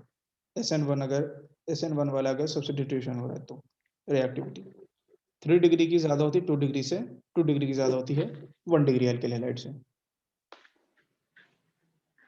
SN1 के केस में। अच्छा, आप एक बार जितना आपने बताया एक बार दोबारा बता देते हैं, थोड़ा क्लियर कम हुआ है। केमिकल प्रॉपर्टी में केमिकल प्रॉपर्टीज सब्स्टिट्यूशन रिएक्शन के बारे में हमने बताया कि सब्स्टिट्यूशन रिएक्शन में होता क्या है कि कोई भी हमारा कंपाउंड हो तो उसका एक एटम हटा करके दूसरा एटम उसकी जगह लगाते हैं, तो वो सब्स्टिट्यूशन रिएक्शन कहलाता है। अब जैसे यहाँ पे ये हमने एक ब्रोमो एल्केन लिया, 3 डिग्री ब्रोमो एल्केन। क्यों? ब्रोमो से जुड़े कार्बन पे 3 एल्केन है, इसलिए 3 डिग्री ब्रोमो एल्केन। इसमें हम लोगों ने हमने बताया कि यहाँ पे जो कोवेलेंट बॉन्ड होता है, चूंकि ब्रोमीन इलेक्ट्रोनेगेटिव होता है, हाईली इलेक्ट्रोनेगेटिव, तो ये कोवेलेंट बॉन्ड पोलर हो जाता है। मतलब जो शेयर्ड इलेक्ट्रॉन होते हैं वो ब्रोमीन की तरफ ज्यादा होते हैं, तो ब्रोमीन पे पार्शियल नेगेटिव, कार्बन पे पार्शियल पॉजिटिव चार्ज आता है। फिर क्या होगा कि ये जो होता है ब्रोमीन, ये जो नेगेटिव चार्ज वाला है हमारा ब्रोमीन, इसको हम लोग न्यूक्लियोफाइल बोलते हैं। ऑर्गेनिक केमिस्ट्री में न्यूक्लियोफाइल, इलेक्ट्रोफाइल, ये वर्ड्स यूज किए जाते हैं कुछ सर्टेन एटम या ग्रुप ऑफ एटम्स को रिप्रेजेंट करने के लिए। जो नेगेटिव चार्ज वाले होते हैं, अभी के लिए हम ये समझ के चलेंगे कि नेगेटिव चार्ज वाले जो हमारे एटम या फिर ग्रुप ऑफ एटम्स होंगे, ग्रुप ऑफ एटम जैसे OH माइनस या सिंगल एटम जैसे Br माइनस, इनको न्यूक्लियोफाइल बोलते हैं। तो यहाँ पर Br माइनस एक न्यूक्लियोफाइल बन गया है, डिस्ट्रीब्यूशन अनइवन डिस्ट्रीब्यूशन होने की वजह से चार्ज के। अब यहाँ पे अगर इसी जगह पे जब ये अनइवन डिस्ट्रीब्यूशन हुआ है, अगर एक स्ट्रॉन्गर न्यूक्लियोफाइल आ जाए OH माइनस जैसे, तो वो करेगा क्या कि Br माइनस पार्शियल वाले Br को हटा करके खुद लग जाता है OH माइनस यहाँ पे, और एक नया कंपाउंड बन जाता है। इस तरीके से जो रिएक्शन होते हैं उनको सब्स्टिट्यूशन रिएक्शन बोलते हैं लोग, सब्स्टिट्यूशन रिएक्शन। अब इसमें एक होता है OH माइनस कहाँ से आ गया? हम्म OH माइनस कहाँ से आ गया? अरे हम कह रहे हैं ना, OH माइनस अगर तुमने रिएक्शन करवा रहे हो, तुम्हारे पास ये अच्छा अच्छा, ब्रोमो ठीक है। एल्केन था और तुम कोई अल्कोहल ला रहे हो, तो अल्कोहल OH माइनस रिलीज हम्म, करेगा और वो यहाँ पे आके लगेगा फिर। तो ठीक है। सब्स्टिट्यूशन रिएक्शन दो तरीके से होता है, एक होता है SN1 मैकेनिज्म के थ्रू और दूसरा होता है SN2 मैकेनिज्म के थ्रू। हमने कहा कि अगर कोई रिएक्शन सब्स्टिट्यूशन वाला SN1 मैकेनिज्म से हो रहा है तो उसमें 3 डिग्री वाली एल्किल हैलाइड जो होगी, जैसे SN1 SN2 क्या है? SN1 SN2 दो तरीके के सब्स्टिट्यूशन रिएक्शन होते हैं, इनको थोड़ा सा डिटेल में पढ़ना पड़ेगा तब समझ में आएगा। इसलिए अभी बस ये मान के चलो कि दो तरीके के सब्स्टिट्यूशन रिएक्शन होते हैं, SN1 मैकेनिज्म से होता है और दूसरा SN2 मैकेनिज्म से होता है। ये मैकेनिज्म क्या है और कैसे हैं, इसको अभी हम लोग टच नहीं कर रहे हैं। बस ये देख लेना है कि SN1 मैकेनिज्म से अगर सब्स्टिट्यूशन रिएक्शन हो रहा है, और वो हम बता देंगे कि किस केस में होता है। तो सब्स्टिट्यूशन रिएक्शन अगर SN1 से हो रहा है तो उसमें क्या होगा कि 3 डिग्री वाली एल्किल हैलाइड का रिएक्शन रिएक्टिविटी जो होगी वो 2 डिग्री 1 डिग्री से ज्यादा होती है, ये ज्यादा रिएक्टिव होती है। SN1 मैकेनिज्म में अगर तुमने 3 डिग्री वाली एल्किल हैलाइड ली है तो वो जल्दी रिएक्ट करेगी 2 और 1 के कंपैरिजन में, जैसे यहाँ पे ये 3 डिग्री वाली ब्रोमो एल्केन है SN1 में। ठीक है। हम्म, SN2 में उल्टा होता है, SN2 में उल्टा हो जाएगा। SN2 में ये ऑर्डर रहता है 1 degree greater than 2 degree greater than 3 degree. तो 1 डिग्री की एल्किल हैलाइड जो होगी वो SN2 मैकेनिज्म में ज्यादा रिएक्टिविटी शो करेगी और SN1 में वो सबसे कम रिएक्टिविटी शो करेगी, जस्ट रिवर्स ऑर्डर हो जाएगा। ठीक है। हम्म।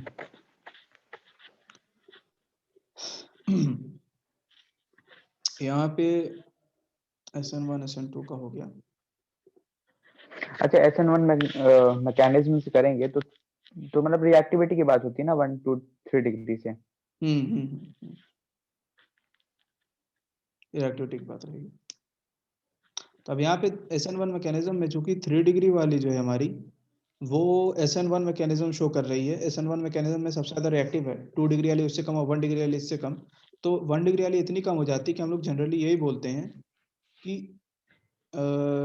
1 डिग्री डजेंट 1 डिग्री वाला alkyl halide doesn't show SN1, doesn't show SN1, और 2 और 3 शो करते हैं। और यहाँ SN2 के केस में हम लोग ये बोलते हैं कि 3 डिग्री की 3 डिग्री रिएक्टिविटी इतनी डजन कम शो है कि SN2। 3 डिग्री एल्किल हैलाइड जो होगी वो SN2 नहीं शो करेगी, वो SN1 से ही करेगी, डजंट शो SN2, ये जाएगा। और 2 डिग्री दोनों शो करती है डिपेंडिंग अपॉन अच्छा, ये जो कंडीशन। अभी आपने ऊपर एक एग्जांपल बताया वो तो SN1 वाला है ना, SN1 मैकेनिज्म से किया है बिल्कुल उसने, SN1 मैकेनिज्म है। SN2 में क्योंकि उसमें 3 डिग्री वाले का यूज हुआ है। हाँ, और SN2 में कभी भी इस तरीके से जो यहाँ पे कैटायन बना है, यहाँ पे C+, ये सब नहीं बनता है, कैटायन नहीं बनता, कोई इंटरमीडिएट होता ही नहीं SN2 मैकेनिज्म में, डायरेक्ट रिएक्शन प्लस है। चार्ज दिया और माइनस चार्ज आपने दिया है, तो उसके लिए जो वो कांस्टेंट यूज किया है, तो क्या बोलते हैं उसे? कांस्टेंट नहीं है, वो एक सिंबल ऐसे ही शो किया है, सब लोग अलग अलग शो करते हैं, ये न्यूक्लियोफाइल को शो कर रहा है, मतलब इसका मतलब ये है न्यूक्लियोफाइल, न्यूक्लियोफाइल, न्यूक्लियोफाइल, फाइल से मतलब होता है लविंग, फाइल का मतलब होता है लव, और न्यूक्लियस, न्यूक्लियस पॉजिटिव चार्ज होता है न्यूक्लियस पे, तो मतलब पॉजिटिव लविंग। अब ये एक वो होता है ना नेगेटिव, हाइड्रोफोबिक और हाइड्रोफिलिक एंड, मतलब बिल्कुल उसी हाइड्रोफिलिक तरीके से, वाला वाटर लविंग एंड और एक वाटर रेपलिंग एंड। बिल्कुल उसी तरीके से। तो यहाँ पे न्यूक्लियोफाइल का मतलब ये होगा न्यूक्लियस लविंग, और न्यूक्लियस लविंग होगा तो पॉजिटिव चार्ज को पाना चाहेगा, यानी खुद नेगेटिवली चार्ज होगा। हालांकि ऐसा नहीं होता है, न्यूट्रल न्यूक्लियोफाइल भी होते ठीक हैं, है। पर अभी इस स्टेज पर समझने के लिए हम लोग नेगेटिव चार्ज वाले न्यूक्लियोफाइल को ही कंसिडर करेंगे ताकि जल्दी समझ में आए, जैसे OH माइनस, या हम लोग वैसे हमने ये Br नहीं पूछा था, माइनस। हमने वो पूछा था ऊपर जो Br के ऊपर जो नेगेटिव चार्ज है और C के ऊपर जो प्लस चार्ज आ गया है, वहां पे जो आपने सिंबल यूज किया ऊपर देखिएगा एक बार। हाँ, पार्शियल नेगेटिव, पार्शियल हाँ, पॉजिटिव, इसका मतलब ये है कि total negative total symbol positive कौन सा चार्ज है? नहीं है। सिंबल कौन सा है सिंबल? सिंबल डेल, डेल बोलते हैं ना इसको, डिफरेंशिएशन में भी तो यूज करते हम्म, हैं, हाँ हाँ, डेल। ठीक है। अच्छा, यही वाला डेल यूज करते हैं क्या डिफरेंशिएशन में? हम उसको थोड़ा अलग टाइप से बनाते हैं। अरे सब एक ही होता है भाई, सब एक होता है।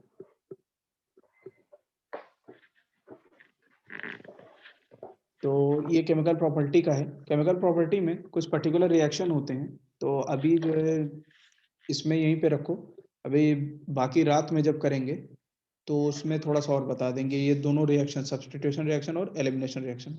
तो रात में फिर से थोड़ी देर के लिए ज्वाइन कर लेना, उसमें हम सब्स्टिट्यूशन रिएक्शन के बारे में और एलिमिनेशन रिएक्शन के बारे में एक एक दो दो रिएक्शन जो पर्टिकुलर होते हैं वो बता देंगे। और बायोमोलिक्यूल भी है, तब तक हम देख लेंगे, तो बायोमोलिक्यूल में अगर हमको कुछ मिलता है इस टाइप का कि जो जल्दी से रटने वाला हो, याद हो जाए, तो वो बता देंगे। थोड़ा मतलब मार्क्स गेनिंग के लिए। उसी लिए उसी लिए। ठीक है। अच्छा, इसकी स्लाइड्स भेज दीजिएगा। हाँ, स्लाइड भेज देंगे, और असल में जो पिछले वाली थी वो कॉल कट हाँ, करने की समझ वजह गए से थे। चली गई है, तो रिकॉर्ड हो गई थी, हम्म, वीडियो है वो उतनी, तो उतनी वीडियो है, तो अभी हम वो वाली अपलोड करने जा रहे हैं, क्लासिफिकेशन ऑफ एल्केन्स वाली, हेलो एल्केन्स वाली, तो उसी के साथ वो अरे छोटी सर, वाली आपने एक वीडियो। वीडियो डाला था, उस पे एक लड़के ने कमेंट किया है कि please upload more videos please. तो हमने देखा और 7-8 व्यूज, 23 व्यूज चले गए, 23 व्यूज इंटरफेरेंस ऑफ लाइट वाले पे। देखा, हमने अभी देखा, अभी तुमको पढ़ने से पहले हमने खोला था तो देखा था। अब सोचो तुम जो है, लोग सोच रहे हैं कि कौन लड़का पढ़ रहा है साथ में। वो बात तो है, लेकिन लेकिन चलेगा, इतने व्यूज सही है। अभी तो आपने कहीं शेयर वेयर कुछ नहीं किया था, फिर भी हम्म, अपने से ही गया ना। हाँ, क्यों शेयर करें, अभी कोई उस पर है नहीं, हमने तो तुम्हारे लिए उसके लिए डाला था खाली, तुम्हारे देखने के लिए बस। तो अभी हम उस पर अपलोड कर दे रहे हैं, तो तुम हेलो एल्केन से क्लासिफिकेशन, शुरुआत वाले लेक्चर्स भी कर दीजिएगा। कौन सा? हेलो एल्केन जहाँ शुरू, जहाँ पे IUPAC खत्म हो गया था, हेलो एल्केन वही शुरू हुआ वही था, वही, दो उसी की तो लेक्चर्स वो बात कर वाले। रहे हैं, उसी को अपलोड करेंगे। और ये जो अभी पिछला छूट गया था, छोटा सा, 5, मेरे ख्याल से 10-15 मिनट का ही था, उसको भी अपलोड कर देंगे। 3 लेक्चर टोटल अपलोड करना है आपको। हम्म। 3, 3 वीडियोस। 3 कौन सी, 2 ही तो हैं। हेलो एल्केन्स का एक था, और एक दूसरे वाले लेक्चर में आपने जो रिवाइज कराया था हल्का सा हेलो एल्केन्स को थोड़ा सा अच्छा, ऑक्सीजन की। दोनों दोनों दोनों करना है, हम्म, दोनों कर दें, चलो ठीक है, दोनों कर देंगे, और ये वाली कर देंगे। और ये स्लाइड भेज दीजिए। ठीक और रात को कब ज्वाइन करना है? है, रात में वही 7:30 के आसपास हम जो है बताएंगे, तब ज्वाइन करना फिर। ठीक है। ठीक, सुनो देवांशु, हाँ, 6:30 तक भी हो सकता हूँ मैं, हो सकता है और पहले ही ज्वाइन करने को बोले, तो उस हिसाब से जो है थोड़ा उस टाइम रहना, शाम के टाइम तैयार, अगर पहले ठीक है। पॉसिबल होगा तो पहले ही कर लेंगे क्लास, पर 6:30 से पहले ठीक है। नहीं होगी, ये है। ठीक है। ठीक है, लीव कर सकते हैं।